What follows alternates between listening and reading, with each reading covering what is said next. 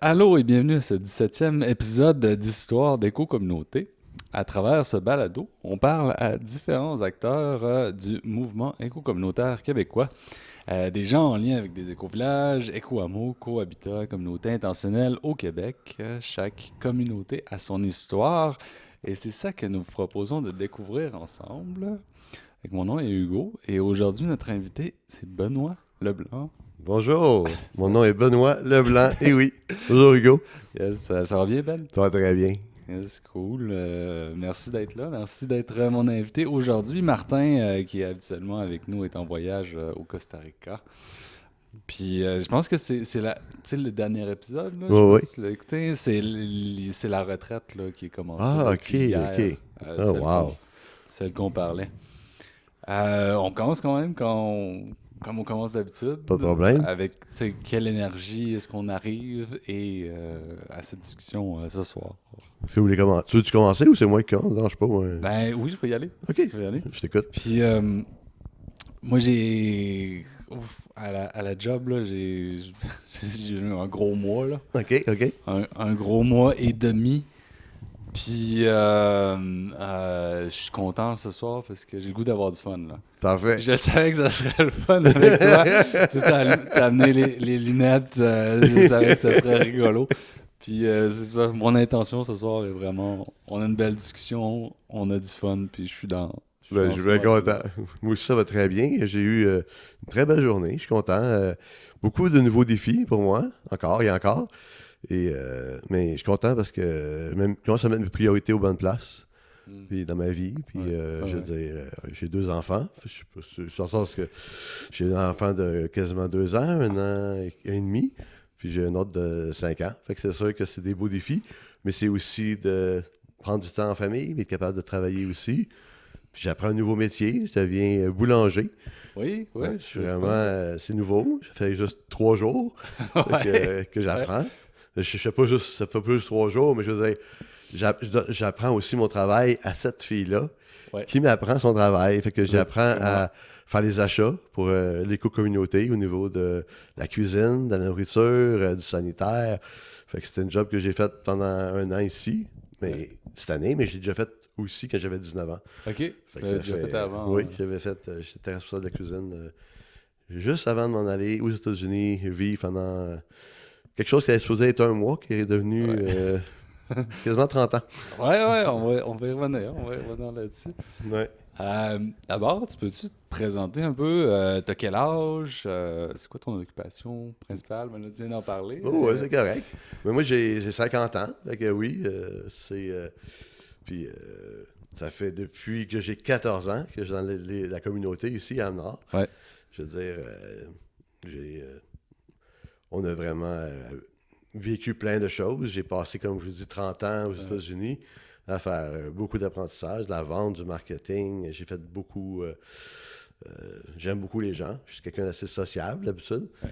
Puis j'aime les défis. Puis j'aime apprendre. Puis je fais des erreurs, mais comme tout le monde. Mais on essaie d'apprendre de nos erreurs. Ouais. Puis je veux dire, j'ai j'ai eu la chance d'avoir une femme merveilleuse qui est un peu plus jeune que moi, Ouais. qui va avoir 40 ans cette année et qui s'appelle Eve. Et qu'on a 2 beaux enfants ensemble. Je les ai eu quand même assez vieux, moi je suis jeune. Mais c'est un autre défi qu'on relevé ensemble, puis je suis vraiment content. Ça a été des fois difficile, mais là, je trouve qu'on est dans une pente montante, puis ça fait du bien. Ouais, ouais, c'est bon. Fait que ça fait comme. Tu sais, t'es arrivé ici à 14 ans. Récemment, tu me disais. 37 ans, Ça écoute. fait 37 ans Ouais. de vie à l'éco-village, la cité écologique. Puis comment est-ce que cette histoire-là a commencé? Comment est-ce que tu es arrivé ici au début? C'est quoi qui a fait que tu es Ben, venu ici? pour commencer, ce qui est arrivé, c'est que moi, j'habitais en banlieue de Montréal, dans une petite île qui s'appelle l'île Perrault. OK. Et mes parents, ils allaient souvent à Montréal. Ben, souvent. On allait peut-être une fois par mois. euh, Au Taux, au magasin Taux, magasin d'aliments naturels, ou Rachel Berry. Puis là, un moment donné, moi j'avais vu un livre sur la cité écologique qui avait une fin de semaine gratuite. OK. OK. Que moi, je pense que j'ai toujours aimé les affaires gratuites, tu sais. Fait que là, ben. Fait que c'est toi qui as pris le livre. Oui, oui, C'est toi qui j'avais l'as fait comme, j'avais regardez douze ça. treize ans dans ce Ouais. temps-là. Donc, il y a 12 ans, je pense. Puis là, j'amène le livre à ma mère, puis là, elle le remet sa tablette. Ouais.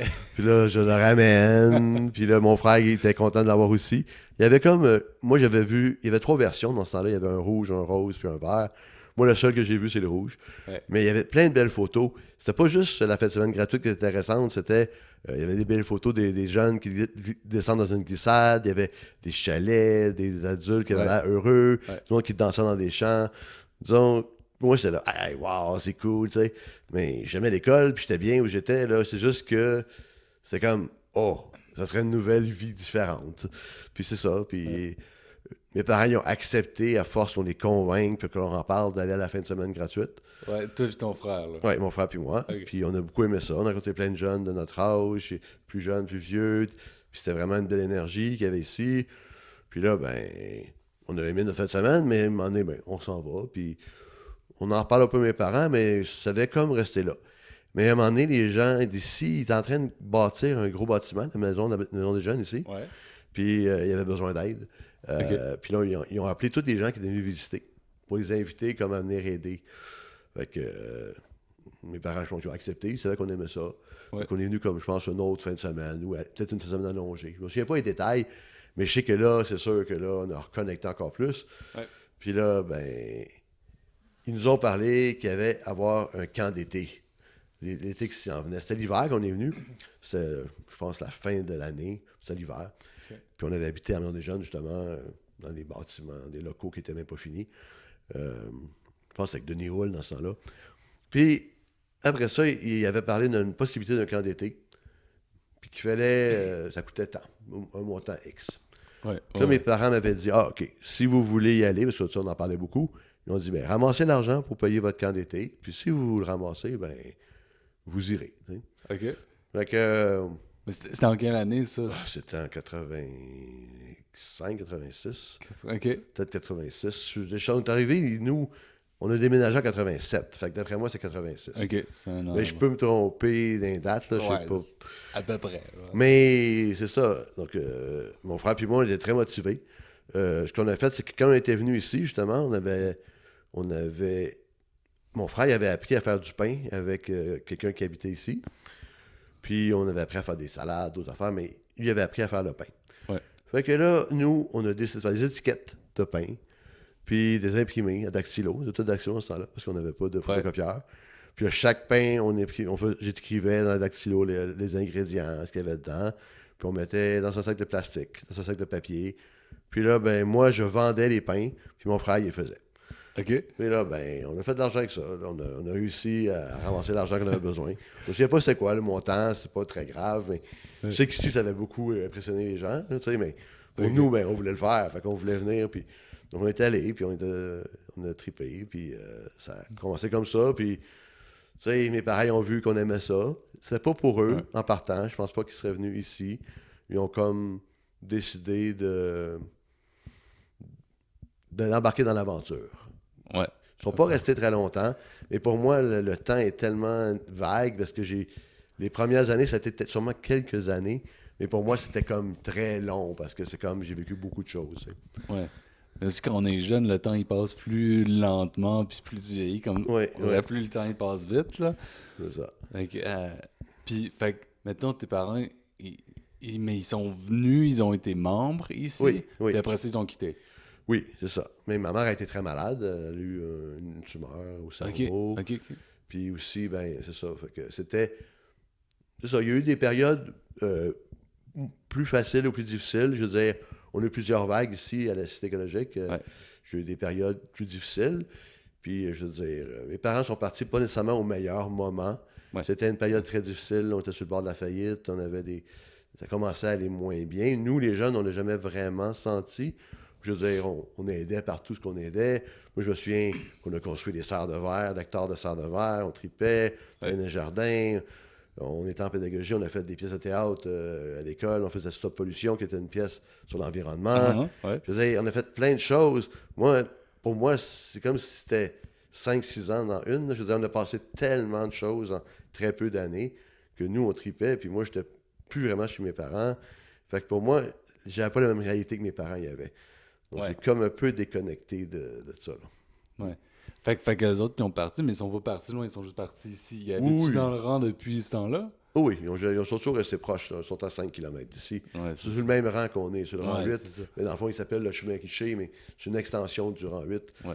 C'est un des endroits qu'on avait avant nous, qu'un des résidents ici avait. Il y avait comme 3 lacs avec des chalets. Puis là, ben, ça a été vendu. Puis là, mes parents ils ont acheté un des chalets Ouais. à ce monsieur résident-là qu'il y avait ici, qui était content de vendre à mes parents parce qu'il voulait pas. Il a vendu une parcelle du lac à mes parents Ouais. pour Ouais. pas donner le monopole aux autres. Tu sais, parce qu'il y en Ok. avait qui avaient plus d'argent et tout. Donc, mes Ok. parents ils ont un très bon prix. Ils vivent là depuis. Mon père il a rénové le chalet, mis une cave. C'est très beau. Puis on se voit souvent, mais on ne s'est pas vu pendant quasiment 30 ans. Mais je venais aux 2-3 ans ou aux années, mais on ne Ouais, venait pas ouais. beaucoup. Là. Ouais. C'est ça. Puis, fait que là, mais tu sais, eux autres, ils ont choisi de quitter, mais tu sais, toi, c'est comme, pourquoi est-ce que tu as choisi de rester? Ben, moi, j'étais bien ici. Là. Je peux pas dire que c'est un choix ou pas un choix. Je veux dire, pour moi, depuis le début, je voulais venir là. Puis Ouais. ça m'attirait. Donc, Ouais. quelque chose m'attirait ici. Puis ça. Oui, j'avais des défis. Oui, c'était plus un endroit qui mettait plus en valeur la volonté ou Ouais, le ouais. travail. Ouais. Moi, j'étais très, très bon à l'école. J'avais un très bon mind. J'avais des très bonnes notes. Ici, d'un début, c'était pas autant valorisé. Ouais. Mais j'aimais le défi, puis j'aimais mes amis assez. Puis quand, ne serait-ce que quand on commence à 16-17 ans à faire des pièces de théâtre dans les écoles, partout à travers le Québec, puis en Ontario, en anglais, je veux dire, Ouais, ouais. c'est comme, je veux dire, on n'est peut-être pas des vedettes, mais ne serait-ce que d'être sur un stage, puis tout le monde t'applaudit, même si t'as 100 personnes, c'est quand même trippant, puis de pratiquer, puis je veux dire, on a été chanceux d'avoir beaucoup d'activités en tant que jeunesse. Là. Tu sais, Ouais. on allait faire, le fondateur, il était beaucoup plus impliqué avec nous. Dans le temps, on Mm. était allé faire du kayak, du canot, on allait faire beaucoup, beaucoup d'activités. Pour moi, c'était même pas un choix. Là, tu sais, pour moi, c'était bien ici. Là. Ouais, c'était comme une belle aventure, là. C'est ça, c'est une C'était belle aventure, trippant. puis aussi tout commençait. Fait que c'est une énergie de départ qu'on appelle, tu sais, Ouais. puis c'était vraiment génial, puis on avait plein de projets, puis moi j'avais plein d'idées dans la tête. Tu sais, je disais même quand on a fait faillite ici, puis on a commencé à faire de la couture, moi je travaillais sur une machine à coudre, c'était super pour moi, là, parce que j'avais des idées de projets, puis de compagnie, puis de faire de l'argent, puis je veux Ouais. dire, j'ai jamais vu le temps passer. Ouais, ouais. J'ai jamais. Donc, mes parents sont partis. Je trouve ça dommage, mais c'est leur choix. Tu sais. Mm. Puis moi, c'était pas comme une option que je m'en aille avec eux. Ouais. J'étais chanceux, ils m'auraient pu m'amener avec moi. J'avais juste 16 ans. T'avais 16 ans, mais t'étais comme proche de C'est ça. devenir un adulte, mais pas Ouais. tout à fait, là. Puis t'as fait partie de... T'en as parlé un peu de Stop Pollution Jeunesse. Oui, c'est ça. Oui, Puis, dans le fond, c'était une pièce de théâtre. oui, c'est ça. Puis vous avez fait plein de représentations à travers le Québec. Mais comment est-ce que ça a démarré, tout ça? Euh, Moi, honnêtement, exactement comment ça a commencé, je sais pas, mais c'était plus comme un projet pédagogique que je peux dire au début. Puis aussi, on était dans. C'était une période où ici, le fondateur et le projet ici étaient impliqués dans l'environnement. On avait nos serres de verre, Ouais. on essayait de faire l'écriture biologique, on était dans les salons santé. On avait fait d'autres pièces de théâtre avant, comme le Tomato Menu, ou des pièces de théâtre qui étaient basées sur l'environnement ou sur l'écologie. Ouais. Puis là, je crois que c'était euh, un projet que nous, les jeunes, encadrés par des pédagogues, on a fait composer une histoire, puis sur l'environnement. Puis ça se voulait drôle, on avait des acteurs très drôles, tu sais, Ouais. Jean-François, je veux dire, Simon, Daniel, je veux dire, il y avait beaucoup de monde qui mettait beaucoup d'humour, et c'était une pièce qui était Ouais. très drôle, qui avait un message, puis que, disons, on écouterait maintenant, c'est très bon encore, mais c'est pas comme c'était pour nous à ce moment-là. Puis, Ouais. je disais, c'était rendu gros. À un moment donné, il y avait même des compagnies qui nous avaient commandité. On avait des émissions de télévision. Je veux dire, ça commençait à être très gros, là. Ouais. Combien de représentations que vous avez faites? Ouf, je ne ferais pas dire. Plus que, plus que 50, là, c'est sûr, là. OK, OK. C'est entre 50 et 100, d'après moi. Mais je veux dire, juste au Québec, on a fait plein, là. Puis on était. Je me souviens comme des pièces comme à East Angus que c'était tellement. La réaction des jeunes avait tellement été forte qu'on avait. Ils étaient venus quasiment des gens qui nous portaient dans leurs bras, là, dans la salle. Puis même après, on était dansés dans le cours d'école avec eux, avec la grosse musique. Je veux dire, on se sentait vraiment comme des rockstars, là. Même si c'était pas ça qu'on était, mais c'était vraiment cool. Puis le message passait bien, puis les gens étaient contents du message. On a même fait la pièce devant comment ça s'appelle, au Québec, devant l'Assemblée nationale. Que ça a fait toucher beaucoup, beaucoup de politiciens dans ce temps-là et de gens importants. Ouais. Donc, c'était très touchant pour nous, puis c'était gros, là, parce que, tu sais, on était jeunes, là. Mm-hmm. Puis, je disais, en tout cas, c'est comme tu vis avec un high, là, tu sais, puis on était très bien encadrés. Il y avait une belle équipe en arrière de nous, là. Je veux dire, on avait Marianne qui faisait la technique, la musique. On avait des techniciens, Richard et d'autres mondes qui... Ouais. On avait une très bonne équipe, puis on mettait beaucoup de cœur à ce qu'on faisait. On arrivait la veille, on préparait la salle, on installait, on montait l'éclairage. On avait beaucoup d'apprentissage déjà au niveau audiovisuel, avant même les pièces. Ouais. C'est comme une école d'entreprise ici. On apprenait beaucoup de choses. Puis on savait tout comment marchaient les caméras, on savait comment les micros marchaient. Fait que on était capable d'être conscient de comment ça allait être. Fait qu'on a vraiment une belle... moi, j'ai trippé. Puis on a appris la pièce en anglais. On est allé la présenter à un genre de... À Toronto, à Toronto, c'était un genre de salon de l'environnement ou quelque chose, des arts. Puis on a même vu John Denver, qui est encore en vie, qui était un chanteur que nous, on ne connaissait pas beaucoup, mais qu'un de nos pédagogues, lui, il tripait vraiment sur John Denver. On a même écouté son film de Oh God, là, à l'hôtel avant, le rencontrer. Mais c'est un beau monsieur, il était gentil, mais je veux dire, nous, on ne le connaissait pas vraiment. Puis on a écouté full de sa musique. Mais sérieusement, on a vu son show. Puis c'est comme la première fois que je faisais vraiment un show.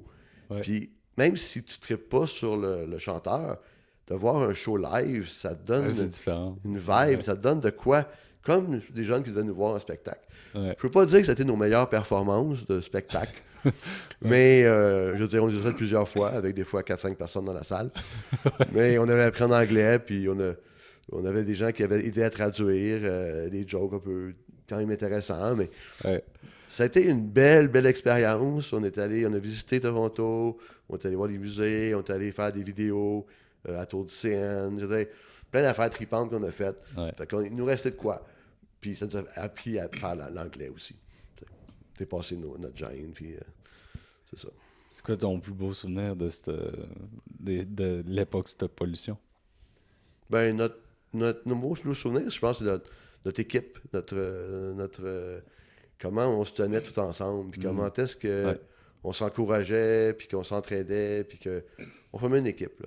Je me souviens qu'on a fait une sortie, justement, de groupe avant d'aller à Toronto. Puis, justement, on était avec nos pédagogues là-bas. Puis, à un moment donné, on était une petite gang, puis nous, on voulait pas faire l'activité qu'il y avait à faire. Donc, on s'est tous assis en rond à terre. Puis là, on a dit, ben nous, on veut pas faire cette activité-là, on veut faire ça à la place. Puis là, ben, avec un front commun, ben, les pédagogues, ils n'ont pas vraiment eu le choix. Puis ils ont accepté notre choix, puis on a fait.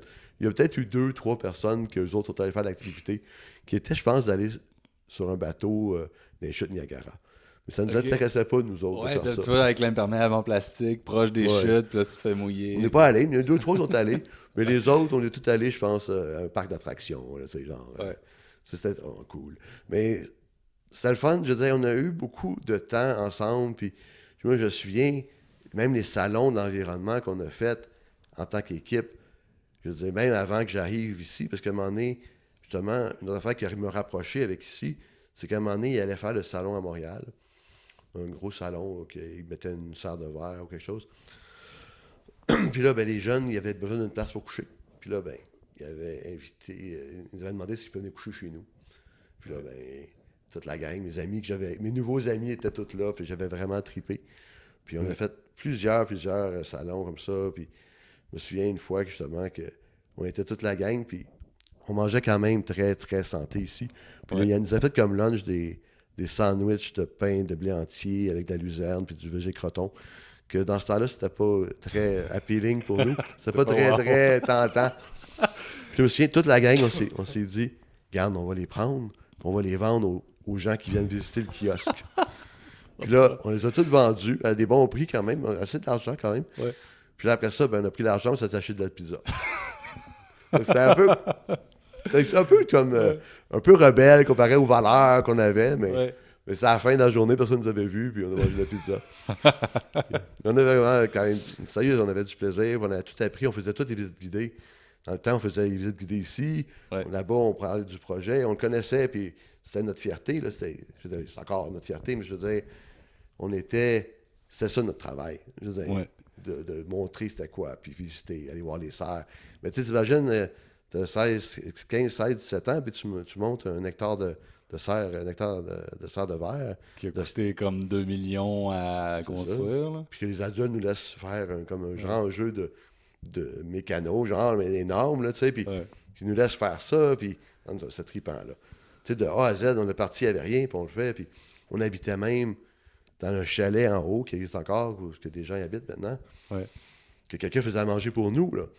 Fait qu'on tripait, là. Je veux dire, c'était vraiment une belle expérience. Tu sais, toute une gang de jeunes, notre travail, c'était d'aider aux serres, puis on était full-time là-dessus. Fait que c'était une belle expérience. Puis, tu as toujours eu un intérêt pour démarrer des entreprises? Oui, en général, oui. En général. Conte-moi tes plus belles histoires à partir des CD de Roxette en passant par le mini-disque jusqu'aux bijoux de Ben Jory. Oui, ben, j'ai eu beaucoup. Ben, oui. Mais ici, c'était drôle parce que, à un moment donné, j'aimais beaucoup la musique, puis j'aimais un groupe qui s'appelait, du Suédois, qui s'appelait Roxette, d'ailleurs, que beaucoup de monde connaissent pour The Look ou Dress for Success, puis tout ça. Puis moi, dans ce temps-là, il y avait pas. L'Internet était très, très limité dans ce temps-là. Puis j'étais je sais pas trop, dans un groupe peut-être en chat, en version DOS, je sais pas trop. Puis là, j'ai vu qu'il y avait des gens qui avaient un intérêt pour cette musique-là. Puis j'avais appris qu'aux États-Unis, il y avait un des CD qu'il y avait, c'était comme un greatest hit, qui n'était pas disponible aux États-Unis. Fait que là, dans ce temps-là, il y avait ici Columbia, BMG, toutes ces compagnies-là qui disaient recevez 10 CD pour le prix de 1, tu sais, genre. Qui n'était pas disponible aux États-Unis ou en Europe? Non, au début, c'est commencé aux États-Unis, qui n'était pas disponible. Puis donc là, c'était facile, c'était juste traverser une ligne. Donc moi, j'en achetais 11 même CD, puis j'y revendais à un bon prix, je sais pas combien, là. Puis les gens aux États-Unis, ils tripaient tellement sur ça qu'ils ne pouvaient pas avoir que j'en vendais, c'était toujours... Donc j'ai acheté... en tout cas, j'ai eu beaucoup de comptes BMG et Columbia, beaucoup de variations de mon nom. Tellement qu'à un moment donné, ici, des avocats qui m'ont fait... des gens qui étaient plus... m'ont fait signer des choses pour pas que s'il arrive quelque chose, tu sais. Mais je faisais quand même beaucoup... je faisais beaucoup de ventes. J'étais très, très... Puis après ça, ça a été l'époque où justement, il y avait des bootlegs, des CD qui étaient pas... qui venaient d'Europe, qui n'étaient pas disponibles nulle part. Fait que moi, je les achetais de la Russie ou d'autres pays comme ça. Puis là, je faisais des copies, puis je revendais. Donc, mais c'était juste pour le fun, là. Puis, je veux dire, c'est des activités, justement, c'est le temps qu'on était en couture, puis ça me passait. J'avais plein d'idées, c'est là, hey, je fais ça, tu sais. On écoutait, puis oui, après ça, quand je suis allé en Floride, il y avait une période que il y avait une sorte de média qui s'appelait des mini-disques, que c'était comme un disque. Ça ressemble un peu à une disquette, mais plus petit, là, je m'en souviens. C'est carré, puis il y a un disque. Honnêtement, je pense pas que les mini-disques, personne n'en ait eu au Québec à part à la Cité écologique. Je sais pas, là. Non, je sais pas. Mais moi, j'ai jamais vu ça à l'extérieur de la Cité écologique. Ah, ok. Je pense que c'était japonais. Oh, il y en avait de tout. Il y en avait de France. Moi, ma meilleure compagnie que j'achetais, c'est en France. OK. Mais moi, justement, c'est ça. J'ai parti, grâce à un concours de circonstances, qu'il y avait une compagnie aux États-Unis où j'étais acheté en Floride dans ce temps-là. Puis j'étais pas... Donc, j'avais des amis qui m'aidaient. Mais j'avais trouvé comme... Il y avait un genre de site qu'eux autres, ils commençaient. Puis ils donnaient des coupons. Donc, c'est des coupons pour... C'est comme ils faisaient un genre de shopping mall, comme un centre d'achat virtuel avec plein de magasins virtuels. C'était vraiment le début de l'Internet des ventes en ligne. Fait que là, moi, il y avait des coupons. Fait qu'ils disaient, disons, on vous donne 15$ si vous achetez 65$. Ouais. Fait que là, je faisais des packages de mini-disques à 65 en disant aux gens, ben, si vous utilisez ce coupon-là, votre paquet va vous coûter 50 Donc là, même moi, ça me coûtait, je faisais full d'argent parce que c'est eux qui payaient.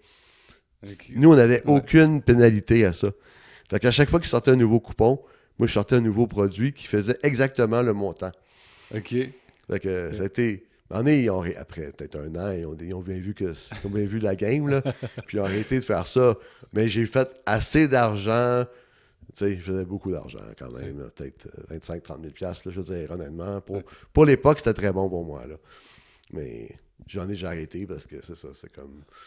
Ils ont bien vu. Tu sais, ça devenait compliqué aussi, puis tout. Là, j'ai acheté des gros. À un moment donné, j'étais rendu à acheter des gros systèmes de son, puis des gros appareils, puis. Ouais. C'est ça. Mais c'était intéressant, c'était une période, mais aussi, la raison pour laquelle j'ai arrêté, c'est parce que Apple il a sorti le iPod, qui était au début très, Ouais, très, c'est ça. très ordinaire. Mais moi, je savais que le iPod déclasserait tout ça, là. Ouais. Il y avait des choses avant qui existaient, des MP3, mais jamais rien comme le Apple avait sorti, là. C'était vraiment révolutionnaire. Quand j'ai vu ça, Ouais. j'ai tout vendu, tout ce que j'avais comme mini-disque, au complet.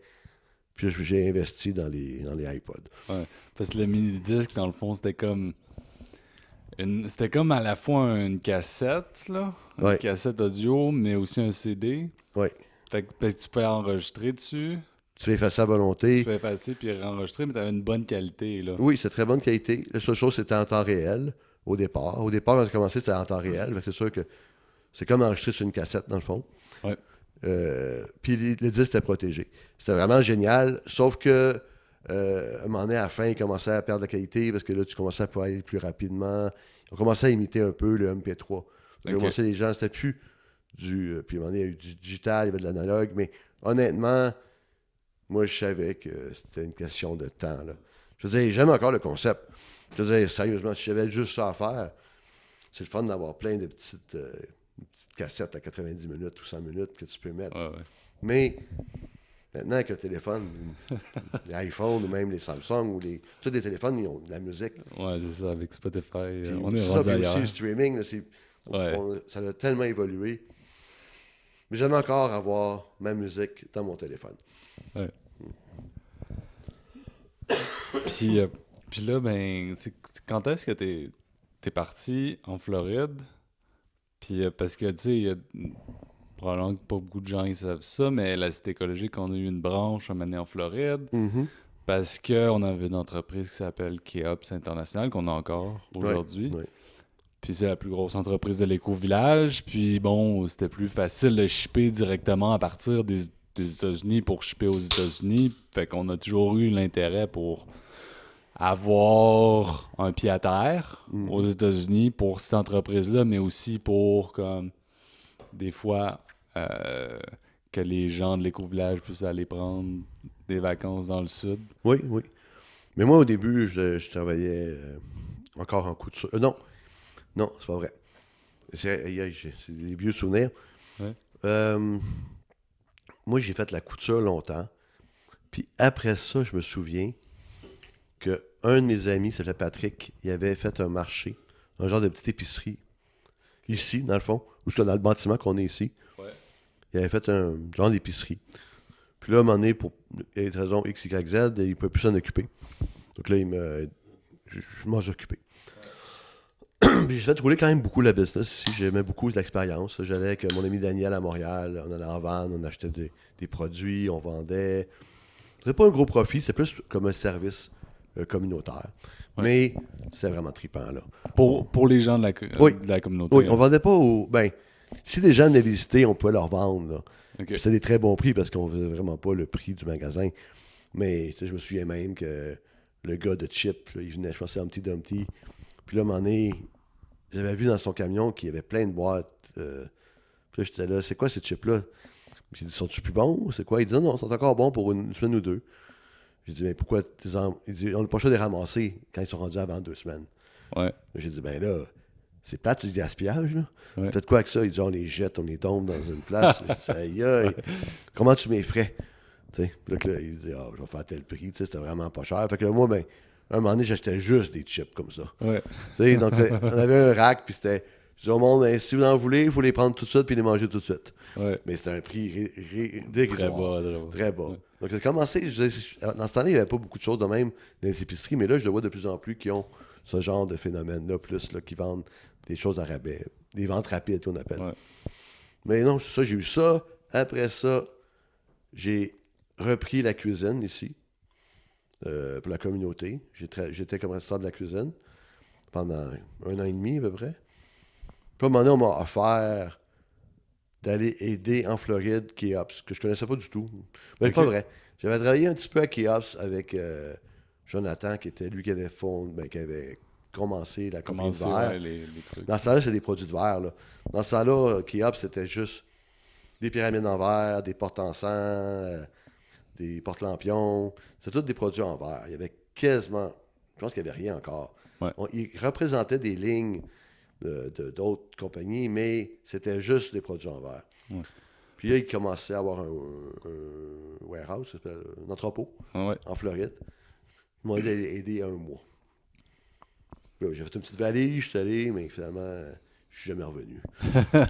J'aimais ça là-bas, c'est super, Ouais. plein de belles choses, mais vraiment, tu sais, je suis revenu des fois pour Noël ou des choses, mais c'était loin, là, c'est la Floride, là, je veux dire, on n'avait pas les moyens de se payer des billets d'avion et tout, là. Ouais, c'était des voyages d'auto de 24 heures. Oui, c'était 24, 25 heures, 27 heures, je veux dire, c'était beaucoup, là.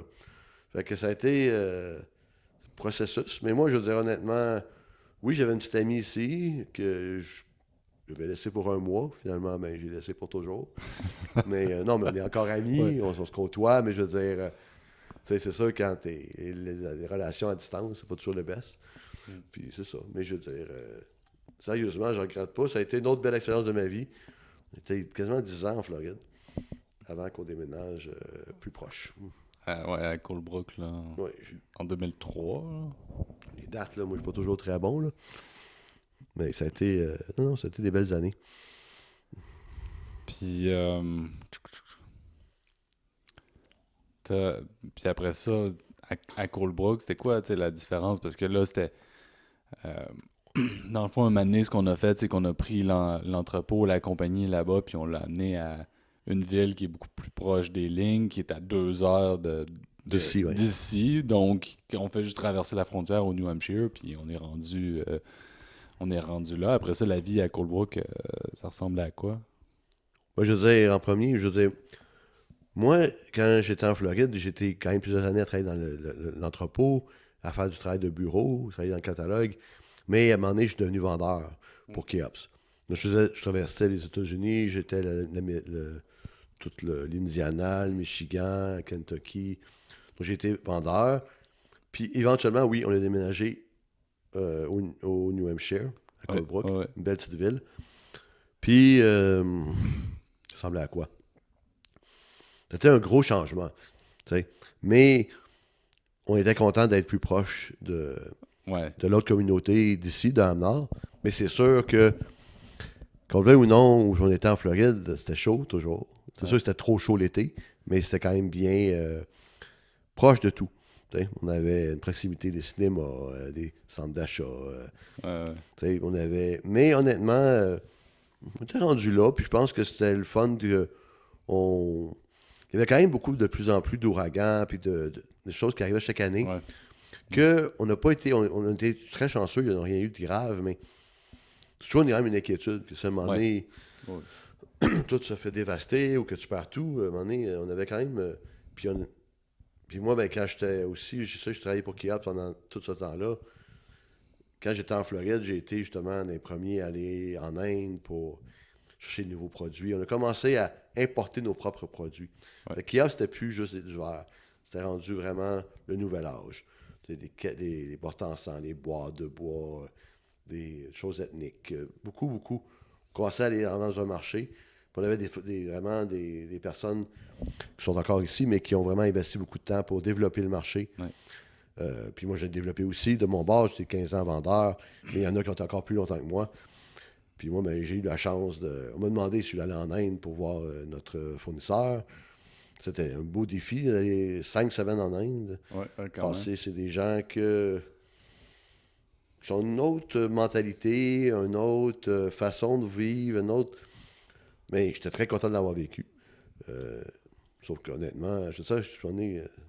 C'est la première fois de ma vie que je faisais un gros voyage comme ça. Je pense que je n'étais jamais sorti du Canada aux États-Unis. Je n'étais jamais vraiment allé. Ouais. Je sais pas si c'était ma première fois en avion. Honnêtement, ça se peut que oui. Mais tu sais, c'est une expérience, c'est un défi. Puis quand on m'a offert ça, j'ai dit, ah ben oui, why not? Tu sais, Ouais, puis ouais. c'était 5 semaines. C'est sûr que j'avais une petite amie dans ce temps-là aussi. Puis c'est un peu long, là, 5 semaines tout seul là-bas.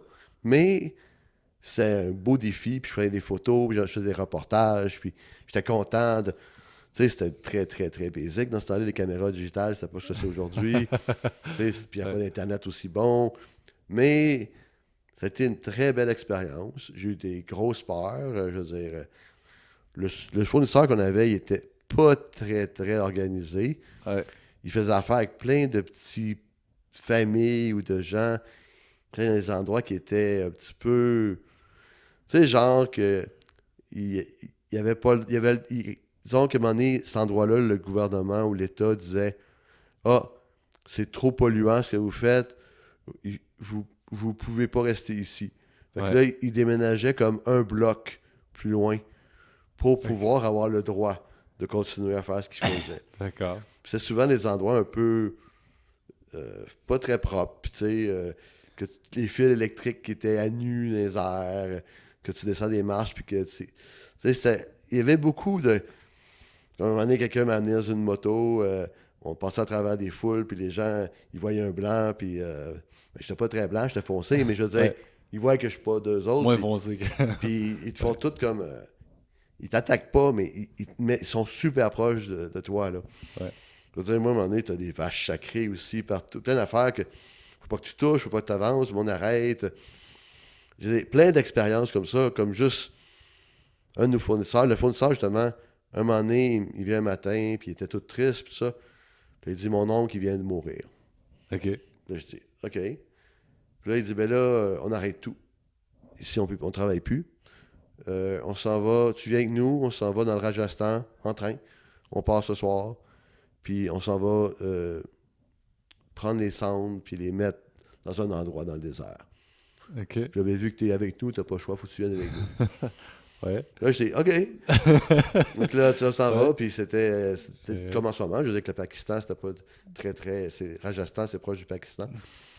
Puis l'armée était dans les trains, dans les ouais. wagons. C'était pas de tout repos.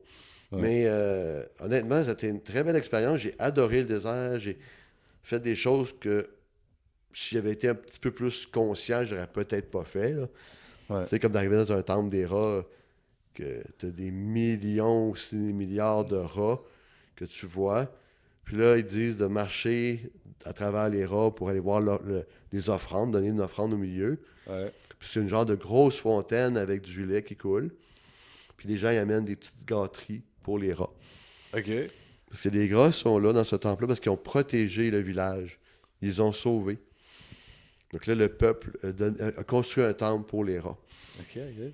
Puis là, je sais pas si ça existe encore, mais moi, quand j'étais allé, ben, il me dit ça. Je m'enlève mes souliers, je mets nu pied, puis je vais marcher.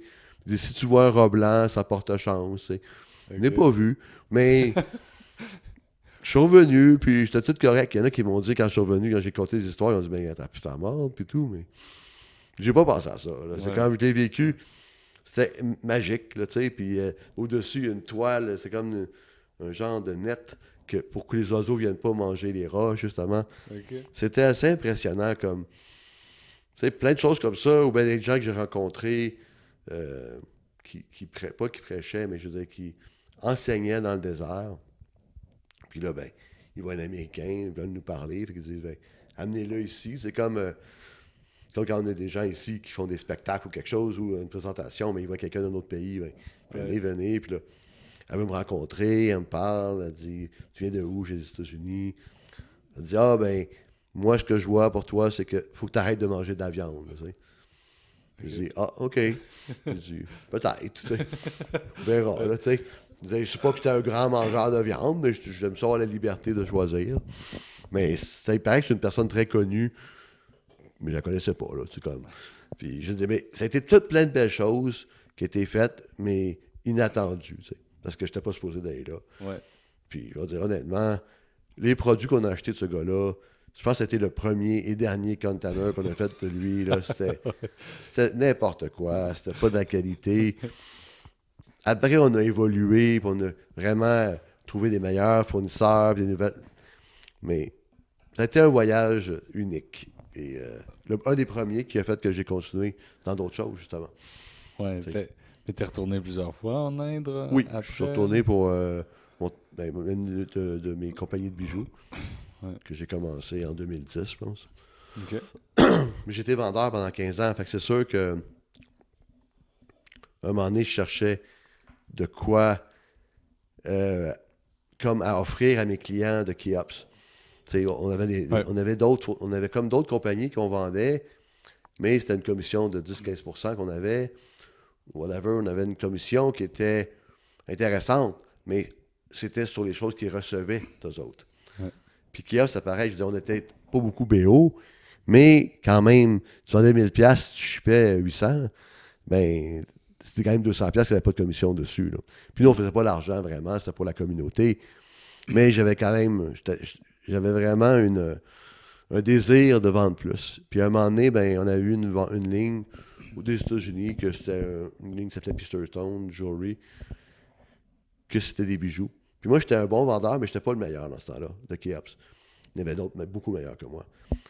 Mais là, quand j'ai eu cette ligne-là de bijoux, je vendais tellement beaucoup, ça a comme Ouais. été comme une révélation pour moi que les bijoux, c'était quelque chose à potentiel. Là. Ouais. Je voyais des beaux bijoux en argent, des beaux designs. C'était tellement beau que je tripais. Là. Fait que là, j'ai fait des shows avec ce gars-là. J'ai fait plusieurs shows. J'ai fait des shows celtiques, des shows New Age. Puis, je tripais. Là. C'est un gars assez original. Pas nécessairement la personne la plus honnête du monde, mais ça a été quelqu'un que j'ai appris beaucoup quand même de son approche. Là, Ouais. fait que, puis aussi, il n'aimait pas les champignons. C'était quand même un plus pour moi. Fait que D'avoir quelqu'un d'autre. toi non plus, t'aimes pas les champignons, fait que vous étiez comme Ouais, ouais. complices dans ne Mais, pas aimer les champignons. mais lui, c'était un fanatique Ouais. de anti-champignons. Là. C'est Ok. genre que les champignons, c'est épouvantable et que ça devrait pas exister. C'est de la moisissure. C'est genre, Ouais, ouais. moi, je veux dire, je les aime pas, mais je respecte ceux qui en mangent. Puis j'ai même cuisiné à mes amoureuses des champignons, là, souvent, parce que je veux dire, je suis capable de les faire à manger. Mais je Ouais. les mangerai pas, ça me lève le cœur. Si je suis malade, D'accord. Ouais. je suis pas bien quand je mange ça. Ouais, c'est... C'est comme une intolérance alimentaire. Mais, mais anyway, c'est drôle. Mais après ça, ben, de fil en aiguille, j'ai trouvé quelqu'un qui était au Wisconsin, justement, en vendant les bijoux. J'ai trouvé quelqu'un qui venait, puis il vendait des bijoux directement. Il y avait plein de boîtes de bijoux qui entraient dans le magasin. C'est un gars qui s'appelait Tim, puis un très beau monsieur, un bon monsieur. Puis là, j'ai dit, aïe, aïe, c'est le fun, tu sais. J'ai dit, je vais voir le monsieur, je dis, ben, est-ce que vous avez besoin de vendeurs ailleurs qu'au Wisconsin, tu sais? Ouais. Parce que lui, il venait du Wisconsin, tu sais, il venait d'un petit village à Madison, je pense. En tout cas, il habitait au Wisconsin.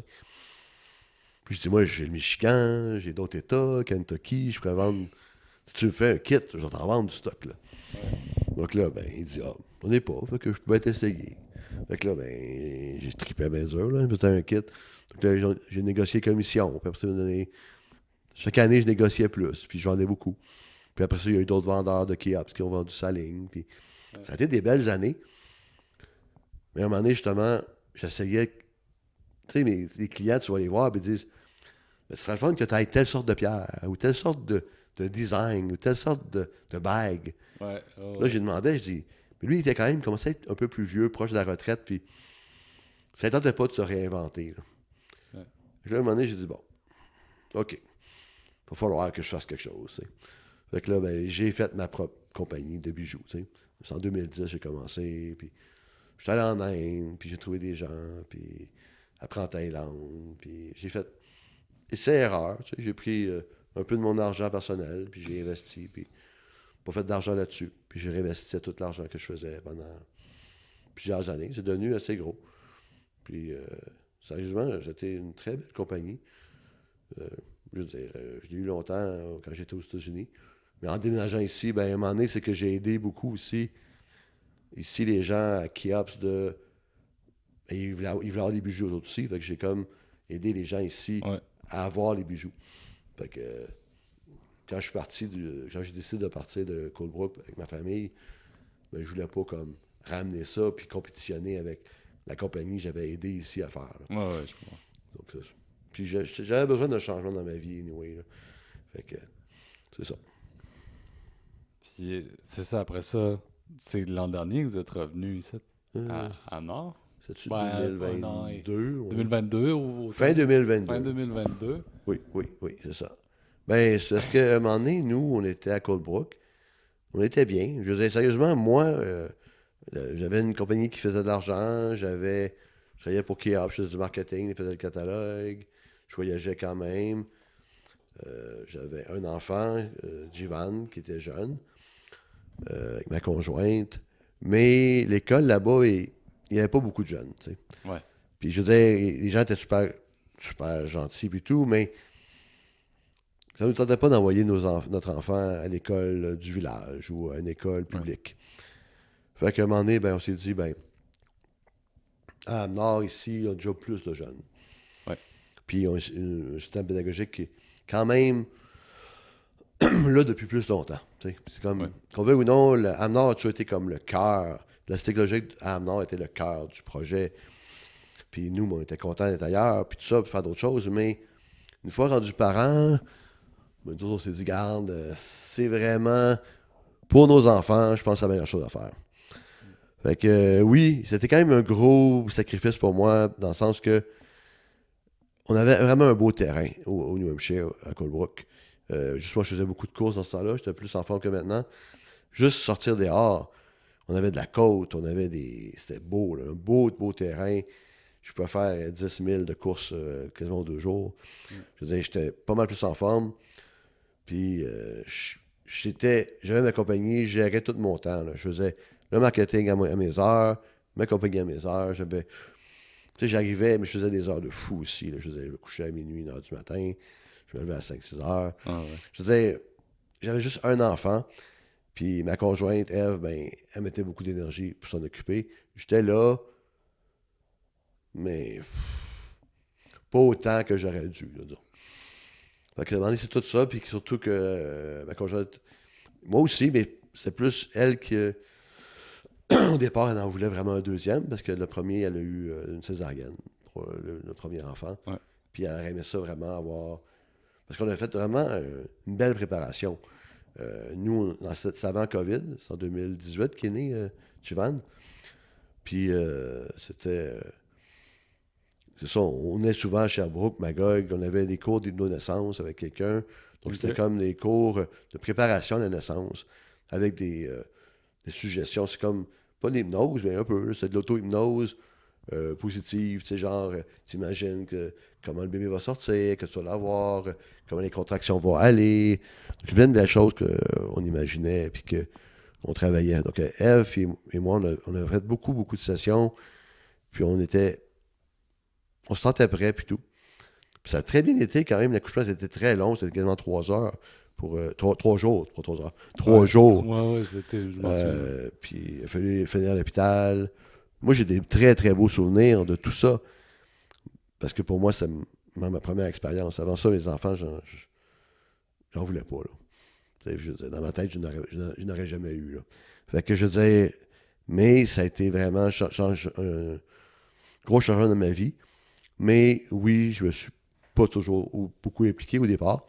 Mais avec le temps, ben, on en a eu un deuxième, puis qui est né, puis tout ça. Puis on s'en est parlé, puis on s'est dit, garde, qu'est-ce qui est mieux pour les enfants? Puis on a décidé de venir ici. Donc, Eve et les 2 enfants, qui étaient quasiment très, très jeunes, là, ils étaient nés en juillet, puis elle est partie en octobre. Ouais, c'est vrai, trop bien. Que je disais qu'elle avait genre 3-4 mois. Là. Puis moi, ben, ce que j'ai fait, c'est que j'ai tout préparé le déménagement. Donc, on avait quand même beaucoup, beaucoup de choses. Tu sais, j'avais une business qui faisait beaucoup d'argent, et j'avais une période que j'étais là, ben, j'ai de l'argent, je la dépense. Fait que j'avais tout ce que je voulais avoir, je l'avais. Fait que c'était bien ou pas bien, je veux dire, à un moment donné, t'accumules, puis t'as plus le sentiment de satisfaction quand t'as trop de choses, à un moment donné, que t'as pas vraiment travailler fort pour avoir. Ouais. Tu sais, moi, je me souviens, jeune, d'avoir travaillé des années pour avoir un bicycle. Tu sais, ramasser, passer des revues, passer des journaux. Ben, à un moment donné, c'est trippant parce que tu as travaillé fort pour l'avoir, ton vélo. Ouais, puis t'es content de l'avoir à la fin Puis là, parce tu que t'as l'utilises. travaillé Puis fort. tu as pensé à ton vélo, puis tu en as vu autour de vélo. Tu sais, tu as eu le temps pendant 1 an et demi de te dire, ah, lui, c'est peut-être pas lui que je veux vraiment. Ben, mais lui, il est vraiment mieux. Tu sais, mais tu as le temps vraiment parce que ça t'a pris 2 ans ou whatever le temps. Tu sais, je veux dire, on commençait à coût de 5$. Là. Puis on allait dans le parc le matin, on ramassait les bouteilles dans les poubelles, bouteilles de bière, bouteilles de Pepsi, tout ça, puis on vendait ça à 5 cents la shot ou 10 cents. Ça, on en ramassait, puis je passais des revues, je passais des magazines. Ben, tout ça pour avoir un petit quelque chose, mais qu'au bout de la ligne, tu as travaillé fort pour l'avoir. Ouais. Mais là, à un moment donné, je faisais tellement. C'était bien, je faisais de l'argent, mais à un moment donné, j'appréciais plus autant. Ouais. Tu sais, c'était comme. Pas trop facile, mais c'était comme plus. C'est ça. Il y a quelque chose que tu perds, en tout cas, comme moi, je perdais. D'avoir trop de facilité à avoir les choses. Ben, il n'y a pas de défi. Oui, il y avait moins de Il défis. y a moins de défis. Ouais. Oui, je travaillais fort, oui, je faisais des heures, mais c'était. C'est ça. J'ai accumulé. Puis je m'en suis débarrassé de beaucoup de stock. Puis là, je n'ai pas dit que je suis encore un consommateur, mais j'essaye depuis, disons, cette année, disons, c'est ça, ça a l'air drôle, mais d'acheter des choses qui vont servir à plus qu'une personne. Ouais. J'essaie vraiment de voir plus comme, est-ce que c'est vraiment utile que j'achète ce cossin-là? Ouais. Et quoi ça va servir? Ça va juste servir à moi ou ça peut servir à d'autres choses, tu sais? Ouais. Puis de voir, bon. Puis aussi, avoir des choses qui vont aider ma petite famille et aider d'autres familles autour, si les gens le veulent bien, tu sais. Ouais. Fait que, oui, ça a été un apprentissage. Je regrette pas les deux, mais je veux dire, il y a une partie de moi que c'était ouf. C'est ça. Je veux dire, je m'en rendais pas compte, mais à un moment donné, quand tu fais un déménagement tout seul, que tu es rendu à je sais pas combien de boîtes, tout du stock, Ouais. puis t'en jettes beaucoup, puis tu vois que t'as des cochonneries, des affaires que tu te serviras sûrement plus jamais, puis que tu as mis beaucoup d'argent là-dedans, tu sais, donc, qu'est-ce que je faisais, tu sais? Hmm. Tu sais, puis j'étais bien, on avait un gros appartement, je faisais de la kombucha en arrière, je faisais des lactofermentations, je faisais du jus, je faisais plein de choses. Mais je remplissais l'espace que j'avais. Ouais.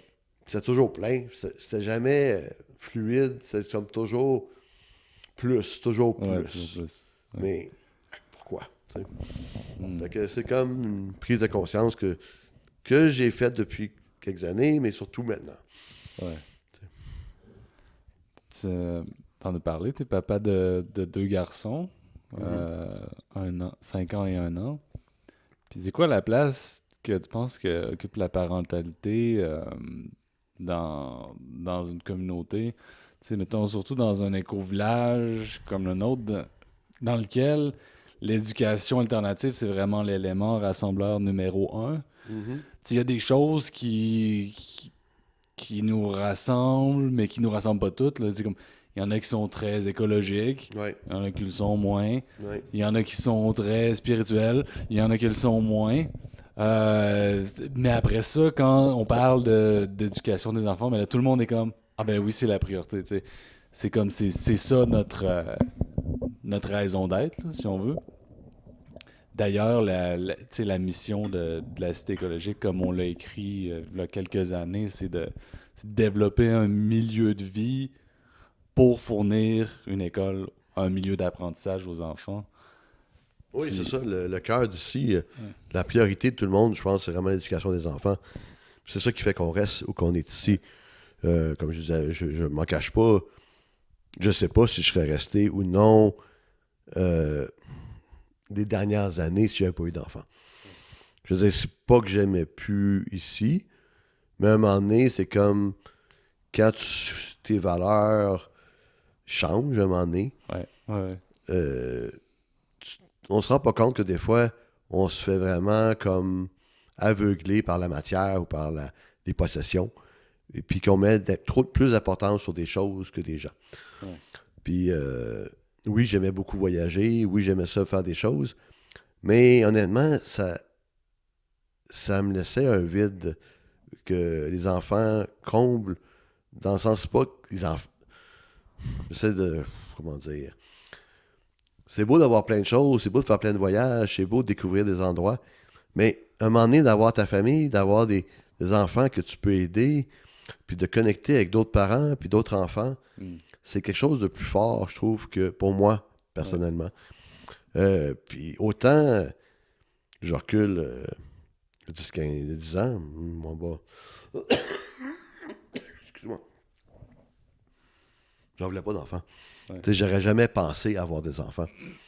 Même juste avant d'avoir la conception de Jivan, c'était ma fête avec, on l'a conçu vers Pâques 2018.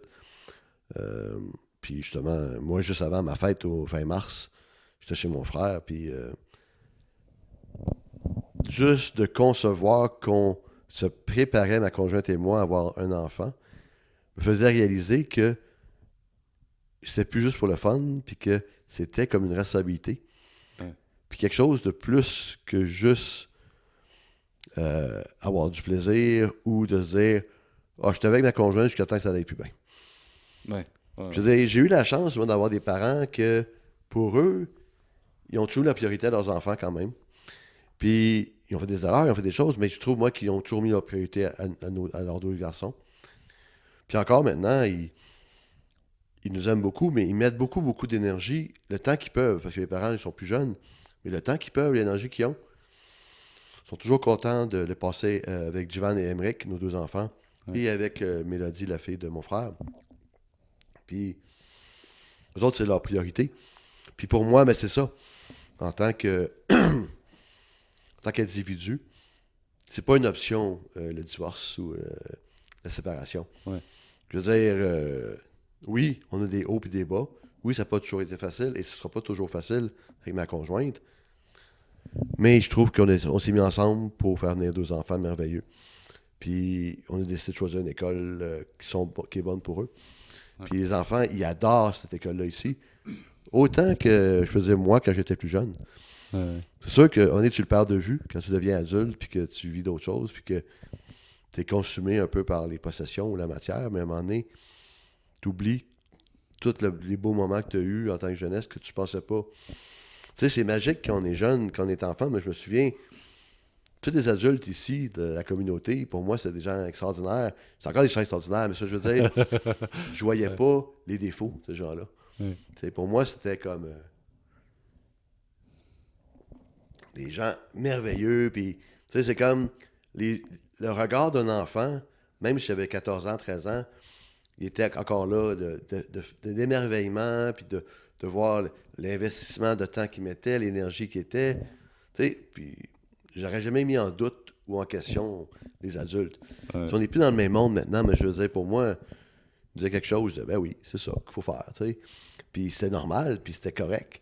Puis honnêtement, quand je vois mes enfants qu'ils ont cet émerveillement-là, cette merveille dans les yeux, puis qui trippent, puis qui sont heureux, puis qui courent.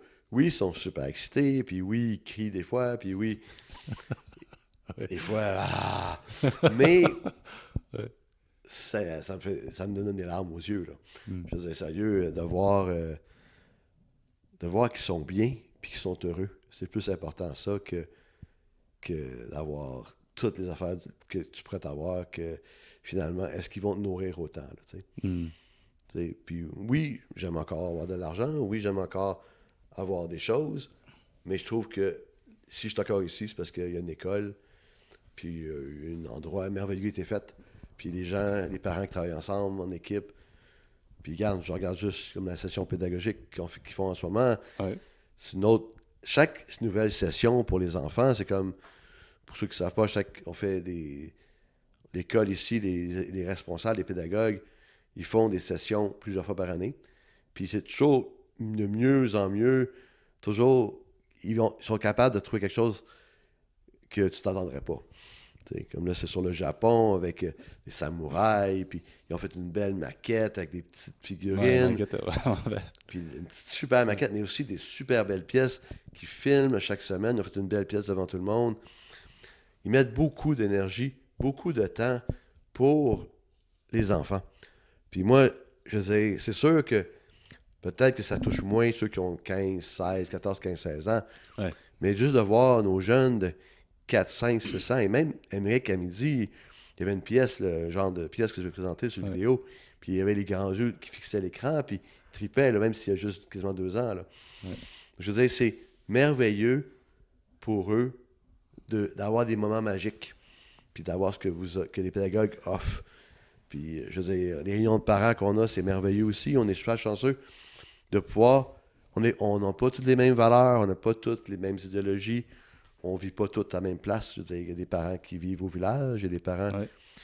qui ont une différente mentalité. Euh, c'est sûr que des fois, ça nous fait avoir des belles discussions, mais au moins, quand je vois. Tu sais, Jivan était avec un groupe de 5-6 jeunes, tu sais, ils sont ensemble. Ouais. Je veux dire, il n'est pas tout seul. Tu sais, puis nous, on a décidé qu'on ne peut écouter trop la télévision, mais les gens autour de nous, ils respectent ça. Puis on essaie aussi qu'il y en ait un petit peu. Tu sais, c'est comme d'arriver à mettre nos valeurs, en discuter, mais accepter les valeurs des autres, puis accepter les idées des autres, puis de ne pas juger les autres pour les idées. Puis on est chanceux d'avoir des enfants comme Jivan. Lui, c'est clair pour lui, mais c'est même pas. C'est pas dur pour lui. Tu sais. Ouais. Il sait ses choix, là. Tu sais. Oups. Turn on extra battery. Bon, maintenant, je vais manquer de batterie. Là, mais c'est pas grave. Peut-être qu'à la fin, on va manquer. Oh, il n'y aura plus de vidéo. C'est la vie. C'est bien correct. Mais comme, c'est ça. Je veux dire, on est chanceux. On a vraiment Oui. une belle Oui, école oui. ici. Puis c'est la raison pour laquelle je suis venu indirectement sans le savoir. Ouais. Tu sais, c'est ça qui m'a attiré, d'avoir d'autres jeunes, d'autres mondes. Oui, c'est ça. Il y a des gens qui sont partis, que ça me fait de la peine parce que je les aimais beaucoup. Ouais. Mais c'est un choix aussi. On ne peut pas forcer les gens à rester. Puis chacun, il faut être bien où ce qu'on est. Fait que c'est la raison que tu penses, quand toi, tu étais plus jeune, qu'est-ce qui t'a attiré ici initialement? Je pense que c'était inconscient, mais Ouais. l'inconscient, il est toujours conscient. Là. Je veux dire, dans le sens que il y a quelque chose qui m'a attiré. Ouais. C'est que ce soit mon âme ou que ce soit moi, une partie de moi qui savait que c'était bien. Ou bien juste que j'ai vu un livre puis il y avait une petite semaine gratuite. J'ai aucune idée. Mais je Ouais. sais que c'était plus fort que ça parce que les circonstances ont fait que on est revenu souvent, puis on était en contact souvent. Ouais. Tu sais, Ouais. quand ils ont demandé de venir habiter chez nous, ou quand on recevait des gens chez nous, ou quand on était revenu fin de semaine, ou faire un camp d'été. À un moment donné, mais on s'est rapprochés. Puis j'ai beaucoup de mérite à mes parents parce que je disais, surtout ma mère, que c'était vraiment pas pour elle. Tu sais. Ouais. Ben, c'est pas fait, tu sais, la vie comme nous on la vit en ce moment, c'est vraiment pas fait pour tout le monde, tu sais.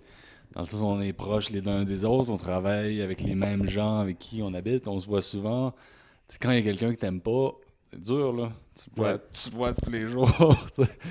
Mais tu sais, ce que je veux dire, c'est par là, c'est parce que moi, je veux dire, je l'ai vécu comme un enfant, puis avec aucune conscience de c'est quoi les applications que mes parents ont faites, Ouais. ou les sacrifices qu'ils ont fait. Ouais. Puis des fois, je me dis, est-ce que moi, je veux dire, là, j'ai Jivan qui a 5 ans, mais disons qu'à 15-16 ans, il dit, Ben, ici, c'est pas ma place. Là. Ouais. Moi, je vais aller vivre à Montréal, là, tu sais. Ben, puis j'aimerais ça que tu viennes avec moi, tu sais. Est-ce que moi, je vais dire, je laisse tout ça ici pour aller avec? Dans le sens que, Ouais. sûrement, mais c'est quand même quelque chose, tu sais, qu'en tant que parent, l'amour qu'on a pour nos enfants pour faire des gros moves, des gros changements. Puis aussi de pas avoir trop d'attache ou d'attente avec les gens qu'on aime, tu sais. Ouais. C'est pas dit qu'il va avoir envie de partir, mais tu sais pas. Il a son choix, il a son chemin de vie à faire. Puis oui, il nous ressemble sur certaines choses, puis oui, il est merveilleux. Mais je veux pas comme me dire, aïe aïe, il faut absolument qu'il reste ici toute sa vie, comme moi je fais, tu sais. Moi, avec mes valeurs intérieures, je suis capable, je dis même les ex que j'ai eu avant, les personnes que j'étais avec, ça prend vraiment quelque chose de très gros pour toucher avec quelqu'un. Tu sais, puis je veux dire, puis, oui, on a, comme on dit, on a nos conflits, on a nos problèmes, nos situations. J'ai eu un gros burn-out, une dépression l'année passée. Puis là, on est en travail de thérapie, mais je veux dire, ça va beaucoup mieux. Puis on arrive à se parler beaucoup. J'ai la chance d'avoir une personne avec qui que je vis qu'on a la chance de se parler beaucoup. Puis de se dire les choses comme elles sont. Ouais. Puis d'avoir une ouverture d'esprit. Je trouve que c'est très précieux. Hmm. Je veux dire, moi, oui, je parle des fois trop, puis je dis beaucoup de choses, mais je vais toujours dire ce que je pense. Des fois, ça peut faire de la peine aux gens, ou ça peut être grave, Ouais. mais au moins, j'aime ça. Puis j'aime la même chose. J'aime que les gens me disent ce qu'ils pensent. Ouais. Tu sais, je veux dire, je suis vrai, et j'aime les gens qui sont vrais aussi. Ça peut être blessant, mais au moins, tu sais à quoi t'attendre. Puis j'ai une personne extraordinaire qui restait avec moi. Je veux dire, elle m'a supporté. À un moment donné, j'étais vendeur. On était à Colebrook, j'étais vendeur. Puis j'ai pas inventé la sagesse. Non.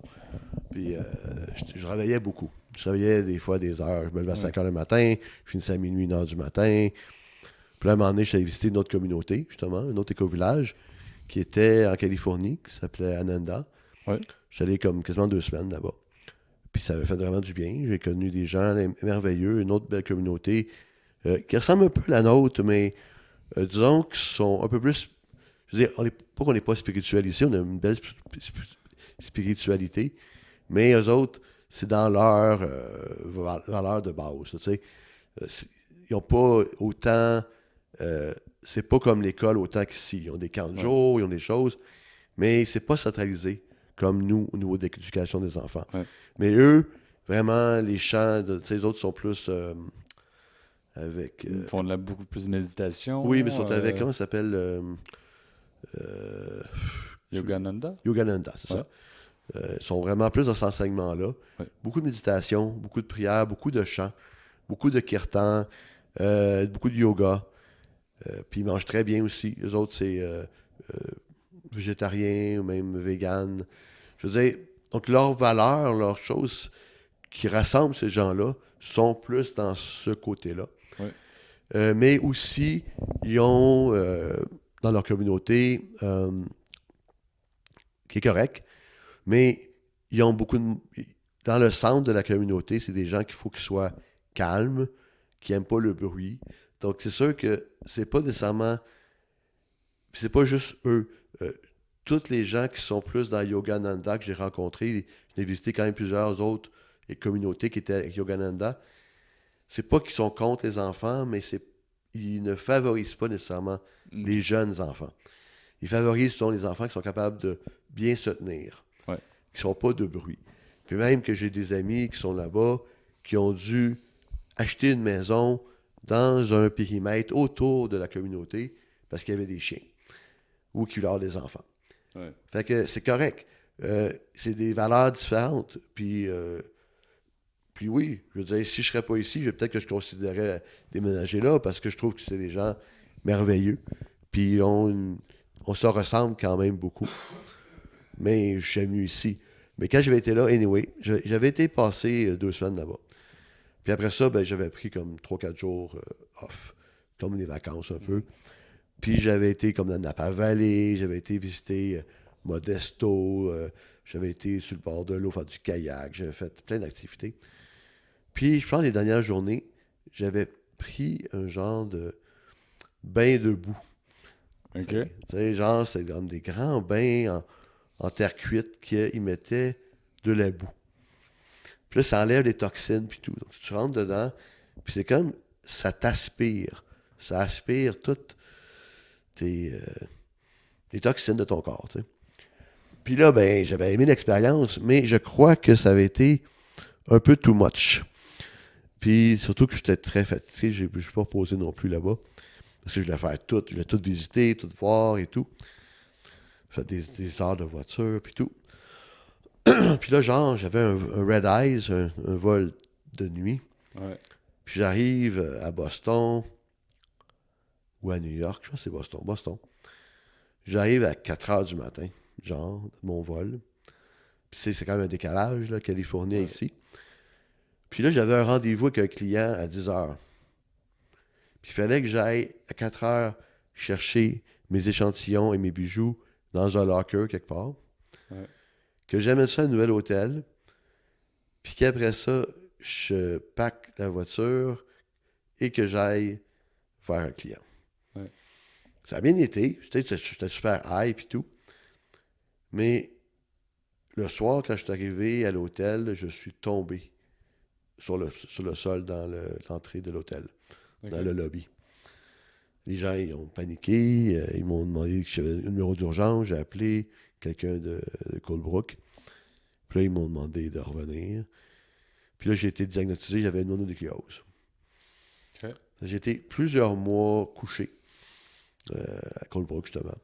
Et c'était les débuts de ma relation avec Eve, ma conjointe, qu'elle a passé beaucoup de temps à s'occuper de moi, là. Tu sais, dans le sens que venir me faire des choses, des breuvages ou des tisanes, ou ne serait-ce que juste me faire rire ou parler. Parce qu'il disait que c'est important de rire beaucoup. Okay. Moi, j'avais tous les TV shows de Friends, de OK. I Meet Your Mother, plein d'affaires que je riais beaucoup. Mais d'avoir quelqu'un, tu sais, on n'était pas vraiment beaucoup ensemble, on était comme plus amis. Mais disons que ça nous a beaucoup rapprochés, tu sais. Puis c'est ça. Donc, j'ai été comme cette maladie-là que j'ai eue. Après ça, ben, ça a été correct. J'ai jamais eu d'autres épisodes de ça. Mais ça a été quelque chose qui m'a fait beaucoup réfléchir quand même. Ben, beaucoup. Réfléchir. Tu sais, j'ai pas été plus sage après, mais c'est comme j'ai vu que des fois, c'est fragile, là, tu sais. Ouais. C'est ça. Je sais pas d'où je suis parti pour tout ça.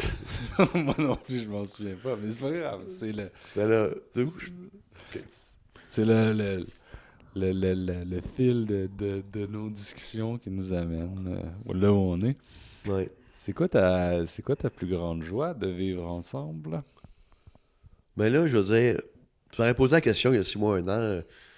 J'étais vraiment en burn-out, pas en dépression. Puis je pense que, même qu'une année, il y a une fille qui est venue ici, Chloé, je pense. Ouais, la fille qui faisait des entrevues. Ouais, là, puis, les entrevues, Ouais. oui. Puis, disons, mon entrevue n'était pas la plus positive. Elle n'était pas négative, il y avait Ouais. beaucoup de choses positives, mais j'avais pas un grand espoir de plein de choses, Ouais. tu sais. Mais ça reflétait vraiment mon intérieur du moment. Ouais. C'est comme la photo de ce moment-là, c'était... J'avais pas envie de faire de projet, j'avais pas envie de rien faire, j'avais pas... Je survivais. Ouais. Puis je faisais ma job, tu sais, j'étais responsable de la cuisine, je faisais des achats, je faisais ça très bien, mais sans passion, sans élan, sans joie de vivre, Ouais. mais bien, tu sais. Ouais. Puis je pense que la plupart des gens qui me connaissent pas, ils trouvaient que j'étais une personne normale, parce que ceux qui me connaissent un peu voient que je suis que je peux être assez intense et assez... Ma joie en ce moment, ma grande joie, c'est mes 2 enfants, là. Mm. Et ma conjointe, que j'apprends à redécouvrir. Et de voir que les autres enfants, les autres parents, mais vraiment mes 2 enfants. Puis je dirais même que c'est mon plus jeune qu'autant je connectais pas avec lui, pas que je l'aimais pas, mais à un moment donné, c'était comme, j'avais mis beaucoup, mon cœur était vraiment avec mon plus vieux, que je trouvais qu'il me ressemblait beaucoup, puis que on aimait ça passer du temps ensemble, puis tout. Ouais.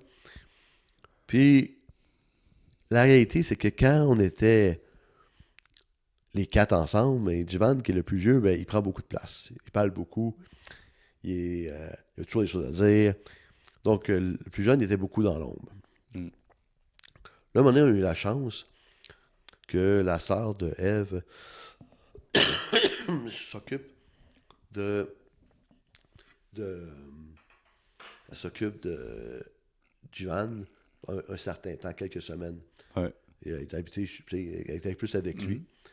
Puis c'est comme ça nous a fait revivre un peu la chance qu'on a vécue avec Jivan les premières années. Parce qu'on n'a pas eu d'autres enfants. Les 3 premières années, on avait juste un enfant. Ouais. Puis on a vécu toutes des étapes vraiment une après l'autre. Puis c'est merveilleux, tu sais, de voir les premiers pas, de voir même changer les couches. Toutes les étapes, même à l'hôpital, la première journée, pour moi, c'était merveilleux.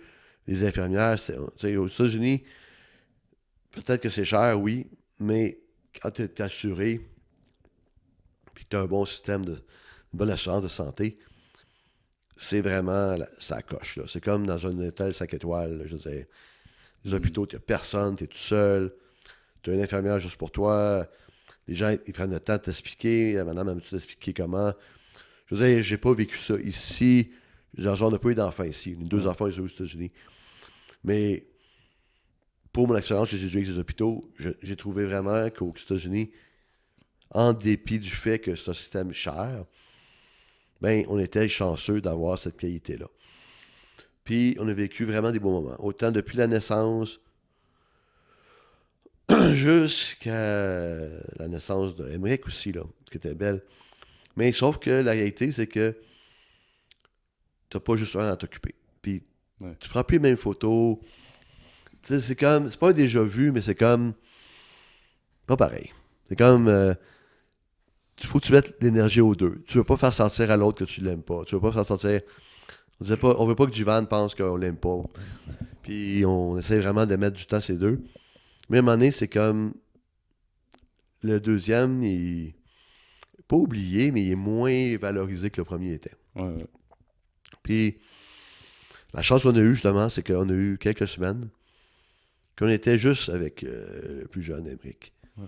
Puis là, moi, ça m'a fait comme connecter avec lui. Puis lui a connecté avec moi aussi plus. Puis en ce moment, c'est merveilleux. Je veux dire, on est dans l'appartement, chez nous, puis là, il vient me chercher, il veut qu'on danse ensemble, il veut que on... Tu sais, comme un matin, là, tu sais, il s'est levé tôt. Puis maman Ève a besoin de dormir. Fait que là, il était peut-être 5 heures du matin. Et moi, je me lève toujours à 5 heures, 4h30, 5 heures. Fait que j'étais déjà debout. Puis là, il vient, puis là, il dit papa, lire. Puis là, je dis OK, il peut lire des livres. Fait que là, ben, je me mets sur le divan, puis là, lui, il va chercher tout plein de petits livres pour enfants, tu sais, qui sont pas longs à lire. J'en lis un, il va chercher un autre, puis un autre. Genre, on avait peut-être 15 livres sur le divan. Mais c'était vraiment beau, puis fun, tu sais. Puis juste de le voir débarquer du divan, courir chercher un autre livre, revenir, travailler fort pour grimper sur le divan, s'asseoir, puis regarde, c'est merveilleux, là. Tu sais, c'est des beaux moments, puis autant je suis content qu'elle puisse se reposer, mais autant je suis content d'avoir ces moments-là juste à moi tout seul avec lui, tu sais. Puis Giovanni dort encore, puis je veux dire, c'est comme, ça nous fait des moments précieux encore qu'on peut avoir. Mais je suis aussi content comme cet été quand elle était allé avec Emmerich puis sa famille dans sa parenté, que j'étais pas un moment donné où j'avais tellement pas envie de voir des gens. Tu sais, je veux dire, j'aime sa famille, mais à un moment donné, quand tu fais le pas et tu es dépressif, ça te tente pas de jaser avec la parenté de ta femme. Là, tu sais. Fait que je restais avec. Puis John, il sentait sûrement mon énergie, puis des fois, on était allé, il filait pas non plus ça. Puis là, j'ai dit, gars, moi puis Juvan, on va rester. On va aller magasiner les souliers, on va faire des activités de gars, on va aller couper ses cheveux, on fait pas d'activité. Puis à un moment donné, ben, j'étais à Victo, on est allé, on jouait dans les jets d'eau, il y a un endroit qui a des jets d'eau. Puis j'étais à Juvan, gars, on va monter le Mont Ham. Tu sais, puis il y a eu une grosse journée, là, on a fait full affaire. On est allé monter jusqu'en haut du Mont Ham. Puis il était super fier. Mais c'est sûr que j'ai poussé un peu. Là, je veux dire, la descente, on a pris le panoramique, puis c'est un peu trop pour un jeune de 4 ans. Donc, il faut que je regagne un peu. Là, pour l'instant, je sens qu'il n'est pas chaud à retourner, mais on va retourner, mais on va aller à un rythme. C'est aussi qu'il faut que je suis en train d'apprendre, moi aussi, que c'est pas grave si il ne monte pas la montagne la première fois du premier coup. Puis c'est pas grave s'il ne descend pas au complet. Puis c'est pas grave si c'est pas le meilleur dans tout. C'est dans le sens que j'ai pas été le meilleur non plus. Puis je suis capable de le faire.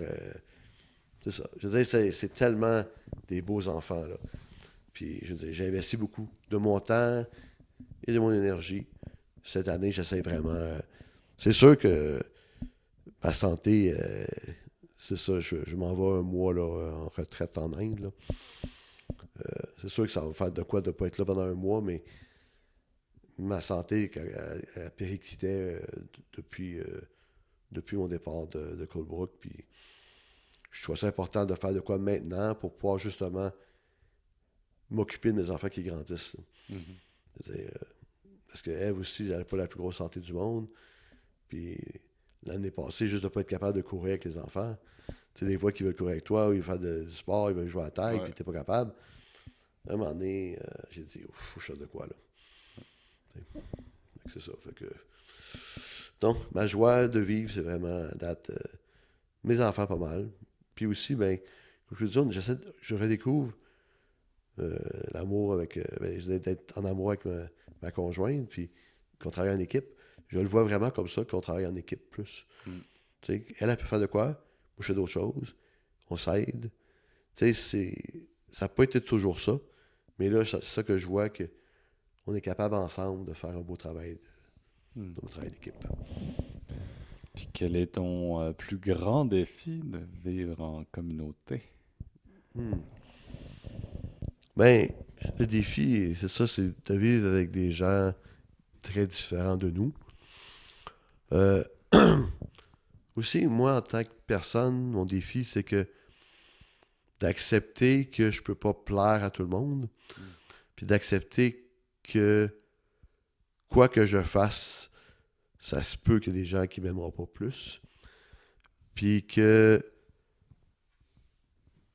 faut que j'arrête de vouloir, pas sauver le monde, mais de vouloir tout faire, parce que si à un moment donné, j'en fais trop, ben, je veux dire, ici, là, c'est merveilleux, on a un très beau projet. Mais il y a toujours, on pourrait utiliser le double de monde qu'on a ici.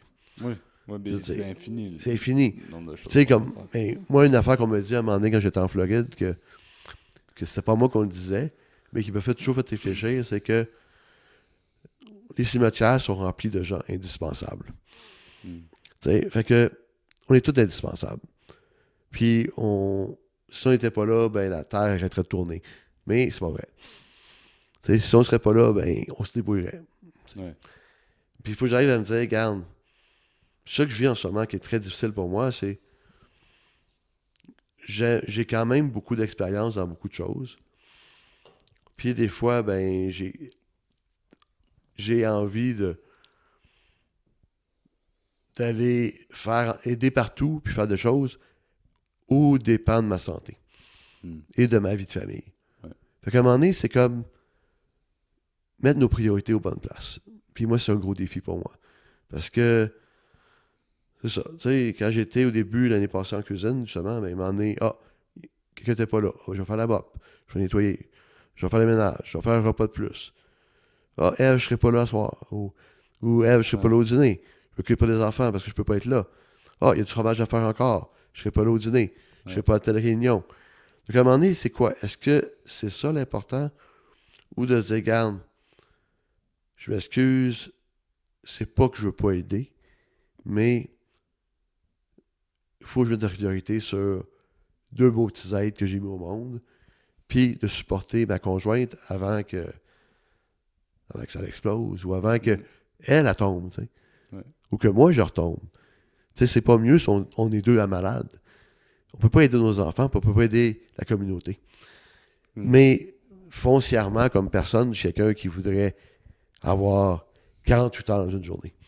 Tu sais, j'aimerais ça être Ouais. capable d'en faire plus toujours. Mais il faut que j'arrive à dire, regarde, on a des jeunes, on a d'autres mondes, puis c'est bien des fois que ça marche pas pareil comme ils voudraient que ça marche. Ouais. Ou c'est bon que ce soit pas parfait. Puis il y a toujours des solutions. C'est comme une fois, une personne me disait, mais gars, si ça marche pas, on dit on peut dîner ce midi, ou on fait de quoi de plus Mhm. simple. Tu sais, dans le sens que il y a toujours une solution.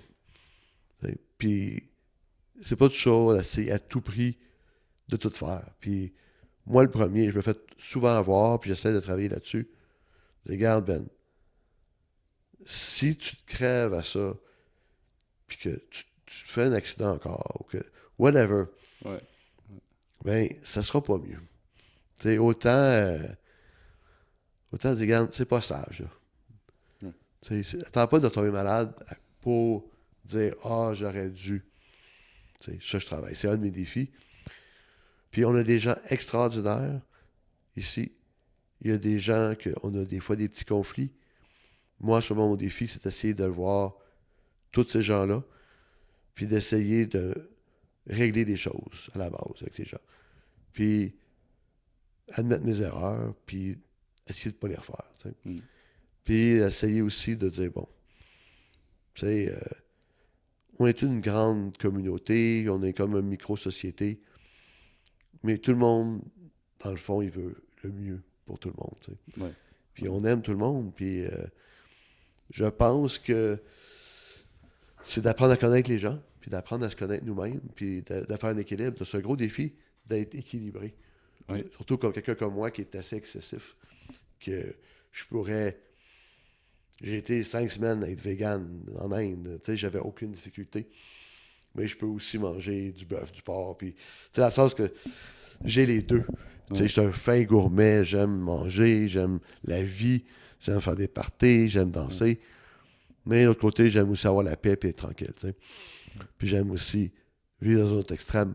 Mais je crois que le plus important, c'est de trouver un équilibre, trouver juste le bon niveau, puis de pas rendre tout le monde fou autour de toi, mais aussi de l'autre côté, de te respecter assez, puis de dire, regarde, ça, je suis capable de le faire, mais ça, non. Puis de se faire respecter, Ouais. tu sais, puis de dire, c'est ça un des défis. Mais j'adore les gens de la communauté ici. Je veux dire, on a des gens extraordinaires. On a des gens, là, je regarde Antoine, des gens qui sont assez âgés, Mhm. qui rentrent chaque matin aider de leur plein gré. Tu sais, ils viennent aider à éplucher des patates, éplucher des oignons. Tu sais, j'étais en cuisine, il y a des gens extraordinaires que je suis impressionné, qui font un travail routinier chaque jour, toute l'année, avec joie, puis gros sourire, toujours de bonne humeur. Tu sais, je veux dire, on est chanceux, tu sais, d'avoir Ouais. une richesse, puis des gens aussi qui ont du vécu, puis qu'on gagne à connaître. Tu sais. C'est comme juste votre mère est merveilleuse. J'ai connu Hugo, il était bébé, là. Je veux dire, il était Ouais. jeune, là. Il avait plein de noms différents, il n'avait pas toujours appelé Hugo. Avec sa soeur, avec ses deux sœurs, mais je veux dire, la mère de Hugo est une femme extraordinaire. Je veux dire, moi, j'aime ça jaser avec elle, lui parler. Je veux dire, d'apprendre de ces gens-là. Ouais. Tu sais, nos aînés, ils ont tellement de richesse, on est chanceux. Tu sais, on a des gens. Puis j'avoue que les derniers mois, j'ai été chanceux de pouvoir plus prendre du temps avec Louisa, avec Noéline, avec des gens que tu peux tirer profit de leur expérience puis de leur vécu. Mm. Puis qui sont encore très impliqués, Ben oui, absolument. malgré qu'ils sont plus jeunes. Ouais.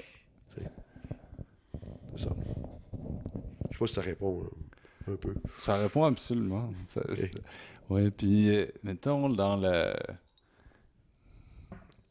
Tu sais, quand moi j'ai eu Noah, là, Oui. qui a la même âge presque de Jivan, là, Oui, tu es plus vieux, là. un petit peu plus vieux. Tu sais, ben, moi avant, tu sais, le soir, j'avais pas fini mon travail, je travaillais le soir, tu sais. Mhm. Ou même durant le jour, je me stressais pas parce que je faisais comme, ben, je vais me faire 2 toasts au VG, je vais manger ici, je vais finir à 7 heures, puis je prends mon temps, puis Ouais. je fais la job, mais en même temps, c'est relax, puis il n'y a Mhm. pas de stress. Mais, mettons, après ça, l'équilibre d'avoir un jeune enfant, puis comment tu doses le travail qui est, tu sais, en entreprise pour gagner sa vie. Après ça, le travail qui est avec la communauté de bénévolat qu'on fait, Mhm. tu sais, qu'on Mhm. fait tout le temps. Puis l'implication, tu sais, j'aime ça m'impliquer. Mais tu sais, quand j'avais un enfant, tu peux pas le faire. C'est Ah ouais. comme, tu passes un certain temps à plus pouvoir le faire. Puis ce qui arrive, c'est que tu t'aimerais ça en faire plus, mais tu peux pas. Tu sais. Fait que, tu sais, moi, j'ai trouvé ça quand même tough, là. Puis après, comme, c'est juste à 4 5 ans, là, Ah non. que je trouve que j'ai pu recommencer à m'impliquer plus dans la communauté à plusieurs niveaux, là, à animer des assemblées des membres, à développer des projets et des systèmes en tout genre, là. Ouais. Non, vous êtes très impliqué. Puis, mais je veux dire, moi, c'est ça. Je veux dire, je commençais à être, quand j'avais 3 ans déjà, à voir, mais je suis content. C'est sûr que là, avec Emmerich, qui a juste quasiment 2 ans, c'est ça que je vis aussi, là, dans le sens que c'est comme, j'ai pas le choix d'accepter que je peux pas faire tout. D'accepter que même si je voudrais des pièces de théâtre, je peux pas. Puis même si je voudrais faire plein d'activités ou rester au party le soir, je peux pas. Je dis, oui, je pourrais dire, hey, Eve, je veux retourner. Mais le lendemain, les enfants se lèvent à 5h, 6h. faut que tu sois là. Faut que tu sois là pour les autres. Puis il faut que tu puisses être impliqué. Mais je pense aussi, c'est comme un équilibre aussi. C'est d'arriver aussi à avoir des moments pour nous aussi. T'sais. Comme là, je sais qu'on a la chance de, comme le vendredi, on va aller avec des amis manger, au restaurant. T'sais. C'est pas une grosse période, c'est de 5 heures à 7 heures. Mais je veux dire, au moins, c'est un temps que on peut être ensemble un peu ou avec d'autres mondes. Pas qu'on n'aime pas les enfants, mais que ça fait qu'on n'est plus avec eux autres pour un temps. Il faut avoir ce temps-là. C'est important d'avoir un équilibre, je pense. Je pense. Oui. Mais c'est tout. C'est un équilibre dans plein de choses. Tu peux être. Faut que tu sois impliqué, mais faut pas que tu sois détaché du résultat. Faut que tu aies un équilibre là-dedans. Faut que tu sois. Il y a beaucoup de choses de la vie en communauté que c'est vraiment de trouver il est où le milieu, il est où mon milieu à moi, versus il y en a qui sont plus là, mais moi je suis mieux ici. Ah oui. Puis de me respecter en tant qu'individu, de trouver le milieu entre l'individu puis la communauté, de trouver. Il y a plein de choses. Oui, parce que la communauté, il n'y a pas de bout non plus. Puis... Mais on est chanceux, je trouve, quand même. En tout cas, je ne peux pas parler dans le passé, mais maintenant, le support qu'on a de la communauté et des gens, les responsables qu'on a, je trouve qu'on est... C'est quand même merveilleux de sentir le support. Là. Moi, en tout cas, pour l'instant, je trouve ça merveilleux. Ouais. Puis de non-jugement aussi, puis d'être capable de t'exprimer, puis d'admettre nos erreurs, mais d'être capable d'apprendre de nos erreurs, puis d'apprendre. Ouais. Puis les gens, ils voient, regarde, comment on peut faire pour vous aider, tu sais, puis de s'entraider. Puis je trouve qu'il y a une ouverture à ça. Puis moi, ça faisait longtemps que j'étais parti que j'étais parti aux États-Unis. Ouais. Donc c'est sûr que de voir ça maintenant, je trouve que ça fait du bien. Puis j'ai beaucoup d'aide, de support. Mais il ne faut pas avoir peur de demander de l'aide aussi, je pense. Je pense que n'importe qui, il faut être capable, quand on voit que nous, on a une période difficile de notre vie, d'être capable de demander de l'aide aussi. Parce que c'est pas mieux pour personne d'avoir quelqu'un que tu sais pas qu'est-ce qui se passe avec. Ouais. Puis je trouve qu'on a vraiment une belle force en communauté de pouvoir s'entraider si on veut se laisser entraider. Sinon, ça vaut pas la peine d'être... je veux dire, oui, si je serais pas ici, j'aurais une autre vie. J'aurais peut-être beaucoup d'argent, peut-être une autre sorte de vie, mais est-ce que je serais plus rempli, plus heureux? Pas sûr, tu sais. Mais j'aurais une autre vie, c'est sûr. Mais tu peux pas juger, tu peux pas savoir, je veux dire. La communauté, elle apporte beaucoup de défis, mais je trouve qu'elle apporte beaucoup de joie, puis beaucoup de force, puis beaucoup de quoi de plus qu'on n'aurait pas si on était juste dans notre petite vie tous les jours. Mais c'est un choix qu'on a décidé de faire. Comme toi, ton choix de revenir, revivre dans une communauté ici, t'aurais pu dire, moi, je suis bien à Québec, ou je suis bien, je sais pas où, puis je reste là. Puis il n'y a rien de mal à ça. T'sais? Puis oui, des fois, moi, les affaires, je dis, encore un billet, ou encore de ça, mais honnêtement, la plupart du temps, je suis content d'avoir un billet, parce que ça me sort de la maison, puis j'aime ça être avec d'autres mondes, puis tout. Ouais. Mais je veux dire, c'est ça. La vie en communauté, c'est... ça a des défis, mais ça apporte beaucoup. Mais c'est pas pour tout le monde. C'est un choix de vie. Absolument. Puis j'aimerais ça d'en visiter d'autres. J'en ai visité plusieurs, mais honnêtement, c'est la seule pour moi qui convient à date. Là. Okay. Jusqu'à temps que... J'espère que ça va toujours convenir, mais si ça ne convient pas, je vais être heureux d'en découvrir d'autres. Mais je veux dire, il y a du beau partout. Moi, je rencontre des gens partout. On va au Moham, on rencontre des gens merveilleux partout. Il y a du monde beau partout. Yes. Je pense que ça met fin à la discussion. Il y a du monde beau partout. Ben oui, il y a du monde beau partout. Juste devant moi. Ça répond à pas mal des questions que tu avais. Ouais, ça répond pas mal à toutes mes questions que tu avais. Y a-t-il des choses que tu veux ajouter? Non, moi, je trouve que j'avais aucune idée que ça serait du tout. Ouais. Je trouve que c'est très différent des... Je veux dire, j'ai écouté d'autres qui sont merveilleux. J'adore tous les podcasts que tu as faits. Ouais. Je trouve que l'idée vraiment de ton podcast est vraiment bonne. J'ai écouté à date juste les 10 premières. Je peux pas dire que j'ai écouté toute la gang. Oui. Mais je trouve vraiment que tu as vraiment le tour avec tes invités puis avec les gens à qui tu travailles autour, d'être un peu le modérateur, puis d'amener des éléments, de ramener des fois les choses vers le milieu ou vers ça, pour que ça déborde, mais aussi en laissant la liberté aux autres animateurs d'aller dans certains sujets. À date, j'ai beaucoup apprécié écouter les autres podcasts que tu as fait. Ouais. J'en ai écouté beaucoup, j'en écoute encore, que j'aime. Puis c'est ça la force de l'animateur. Il faut qu'il soit capable de pas tout contrôler, mais de modérer et de faire de quoi, puis d'apporter les bonnes questions, en fait, ses devoirs avant. Tu sais. Mais sans non plus tout savoir ou répéter ce que quelqu'un a vu avant. Il faut que ça soit assez différent et assez frais. Donc, c'est ça que j'aime, ça date. Tous ceux que j'ai écoutés, ils ont un petit vent de fraîcheur, puis tu connais des gens que tu n'aurais jamais connus. Ouais. Je veux dire, même, je regarde juste. Je sais qu'il n'est pas là aujourd'hui, j'aurais aimé ça, mais je comprends qu'il n'est pas là. Mais juste, c'est écouter les émissions avec Martin Soleil. Mhm. Il est passé du temps ici. Là. Il a Ben oui, passé plusieurs mois. Il travaille avec moi en cuisine. Là. L'an dernier, il était 4 mois ici. Oui, puis il était en cuisine pendant tous ces mois-là. Là. Ouais. Puis je l'ai appris à le connaître un peu. Mais j'avoue que j'ai quasiment appris plus à le connaître dans des podcasts Ouais. qu'il a fait avec toi. Ouais. C'est comme drôle à dire. C'est que des fois, en juste une heure ou 3 quarts d'heure, juste la façon qu'il apporte. Puis tu dis, aïe, aïe, OK, il y a cette richesse-là, il y a ça. Mhm. Puis c'est beau, c'est de parler. Pendant qu'on cuisinait, on faisait quoi? Je l'ai vu vivre des hauts, vivre des bas ici. Mais sérieusement, j'ai dit, aïe, aïe. OK. Tu sais, puis même Stéphanie, je disais, c'est le fun de voir, de découvrir sur un autre jour les gens. Oui. Puis de découvrir des gens que tu n'aurais jamais pensé découvrir. Tu sais, comme moi, j'ai Ève, elle a tripe d'aller visiter des endroits ou des autres communautés, ou d'autres éco-villages. Puis moi, des fois, je suis là, ça me tente vraiment plus d'aller faire de quoi de tripant quelque part. Ouais. Mais d'avoir écouté certains de tes podcasts, j'ai dit, ça me tente de voir cet endroit-là. Ouais. Ou ça me tente de voir cette personne-là.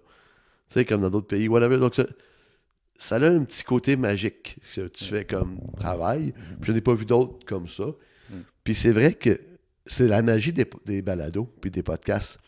Parce que moi, comme je fais un peu de course de trail, puis quand j'ai écouté Pas sorti du bois avec Yannick, ben, il m'a fait découvrir des endroits que j'aurais jamais pensé vouloir faire. Ouais.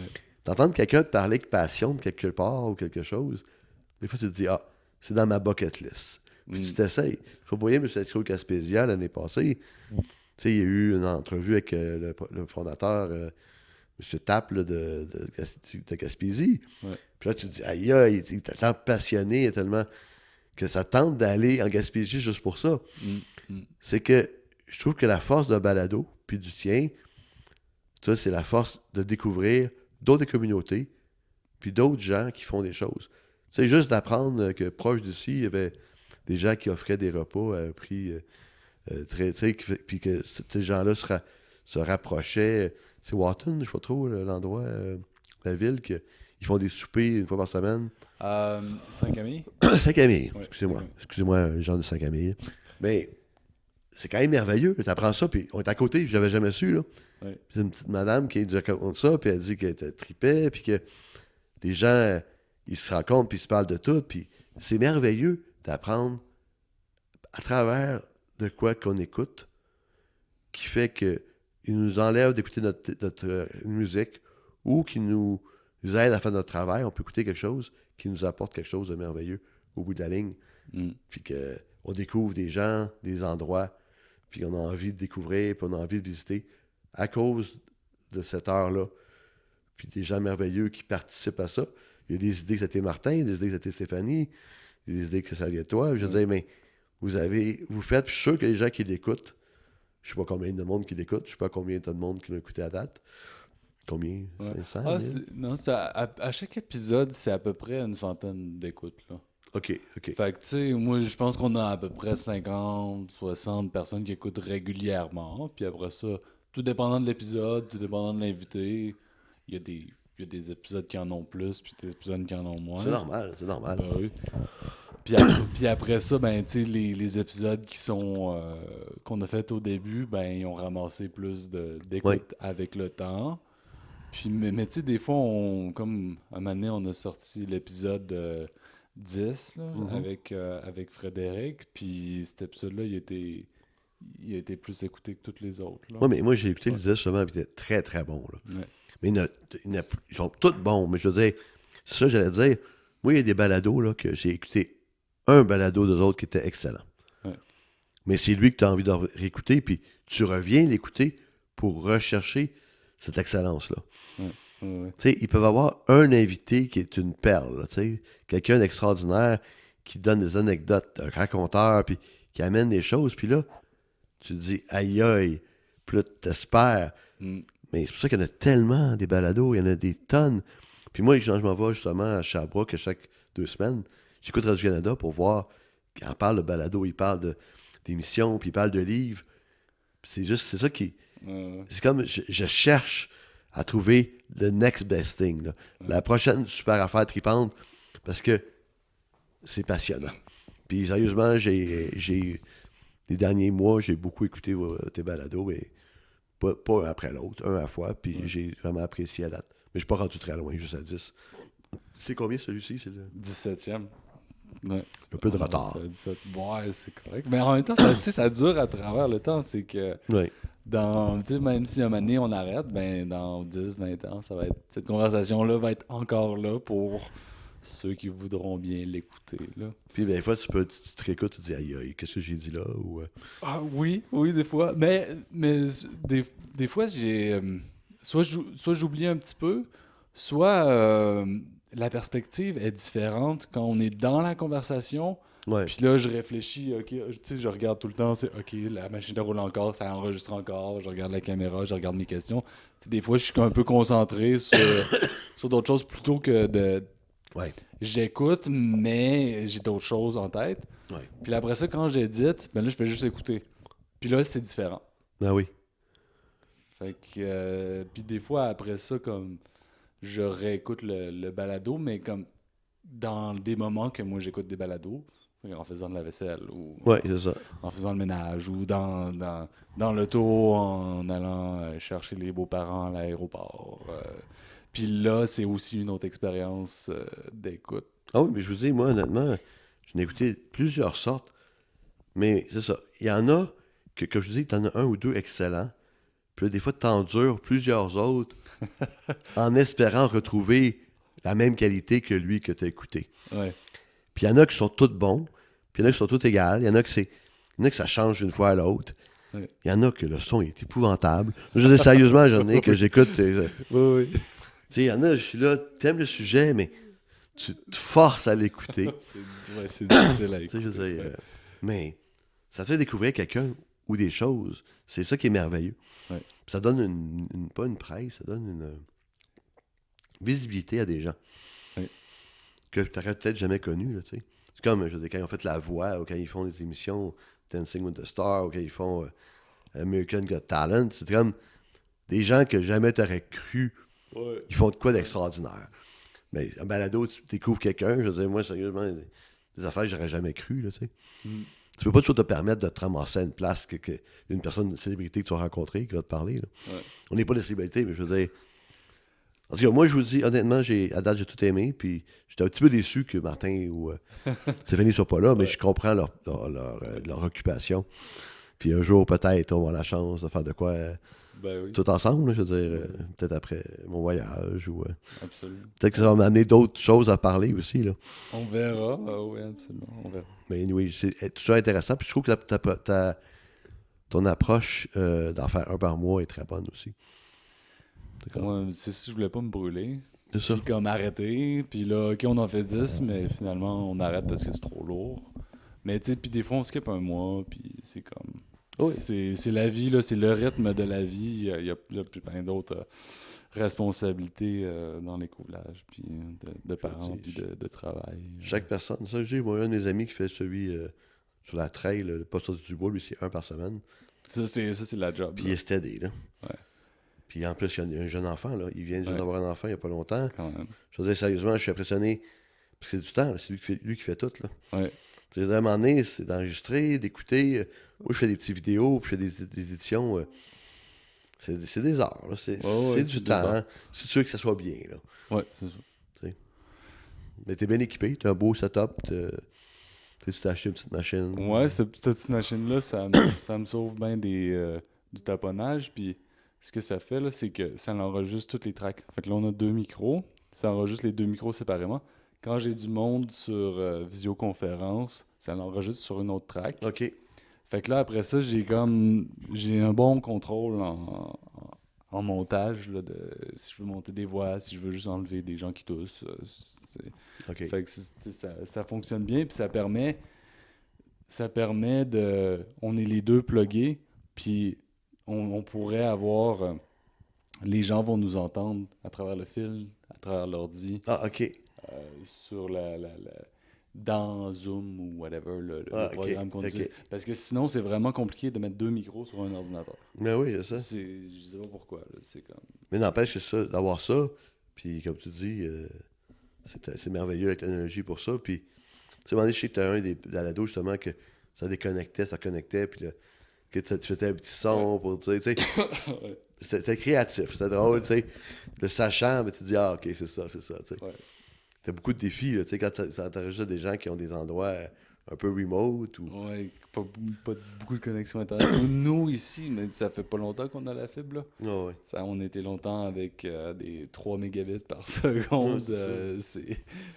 C'est difficile, là.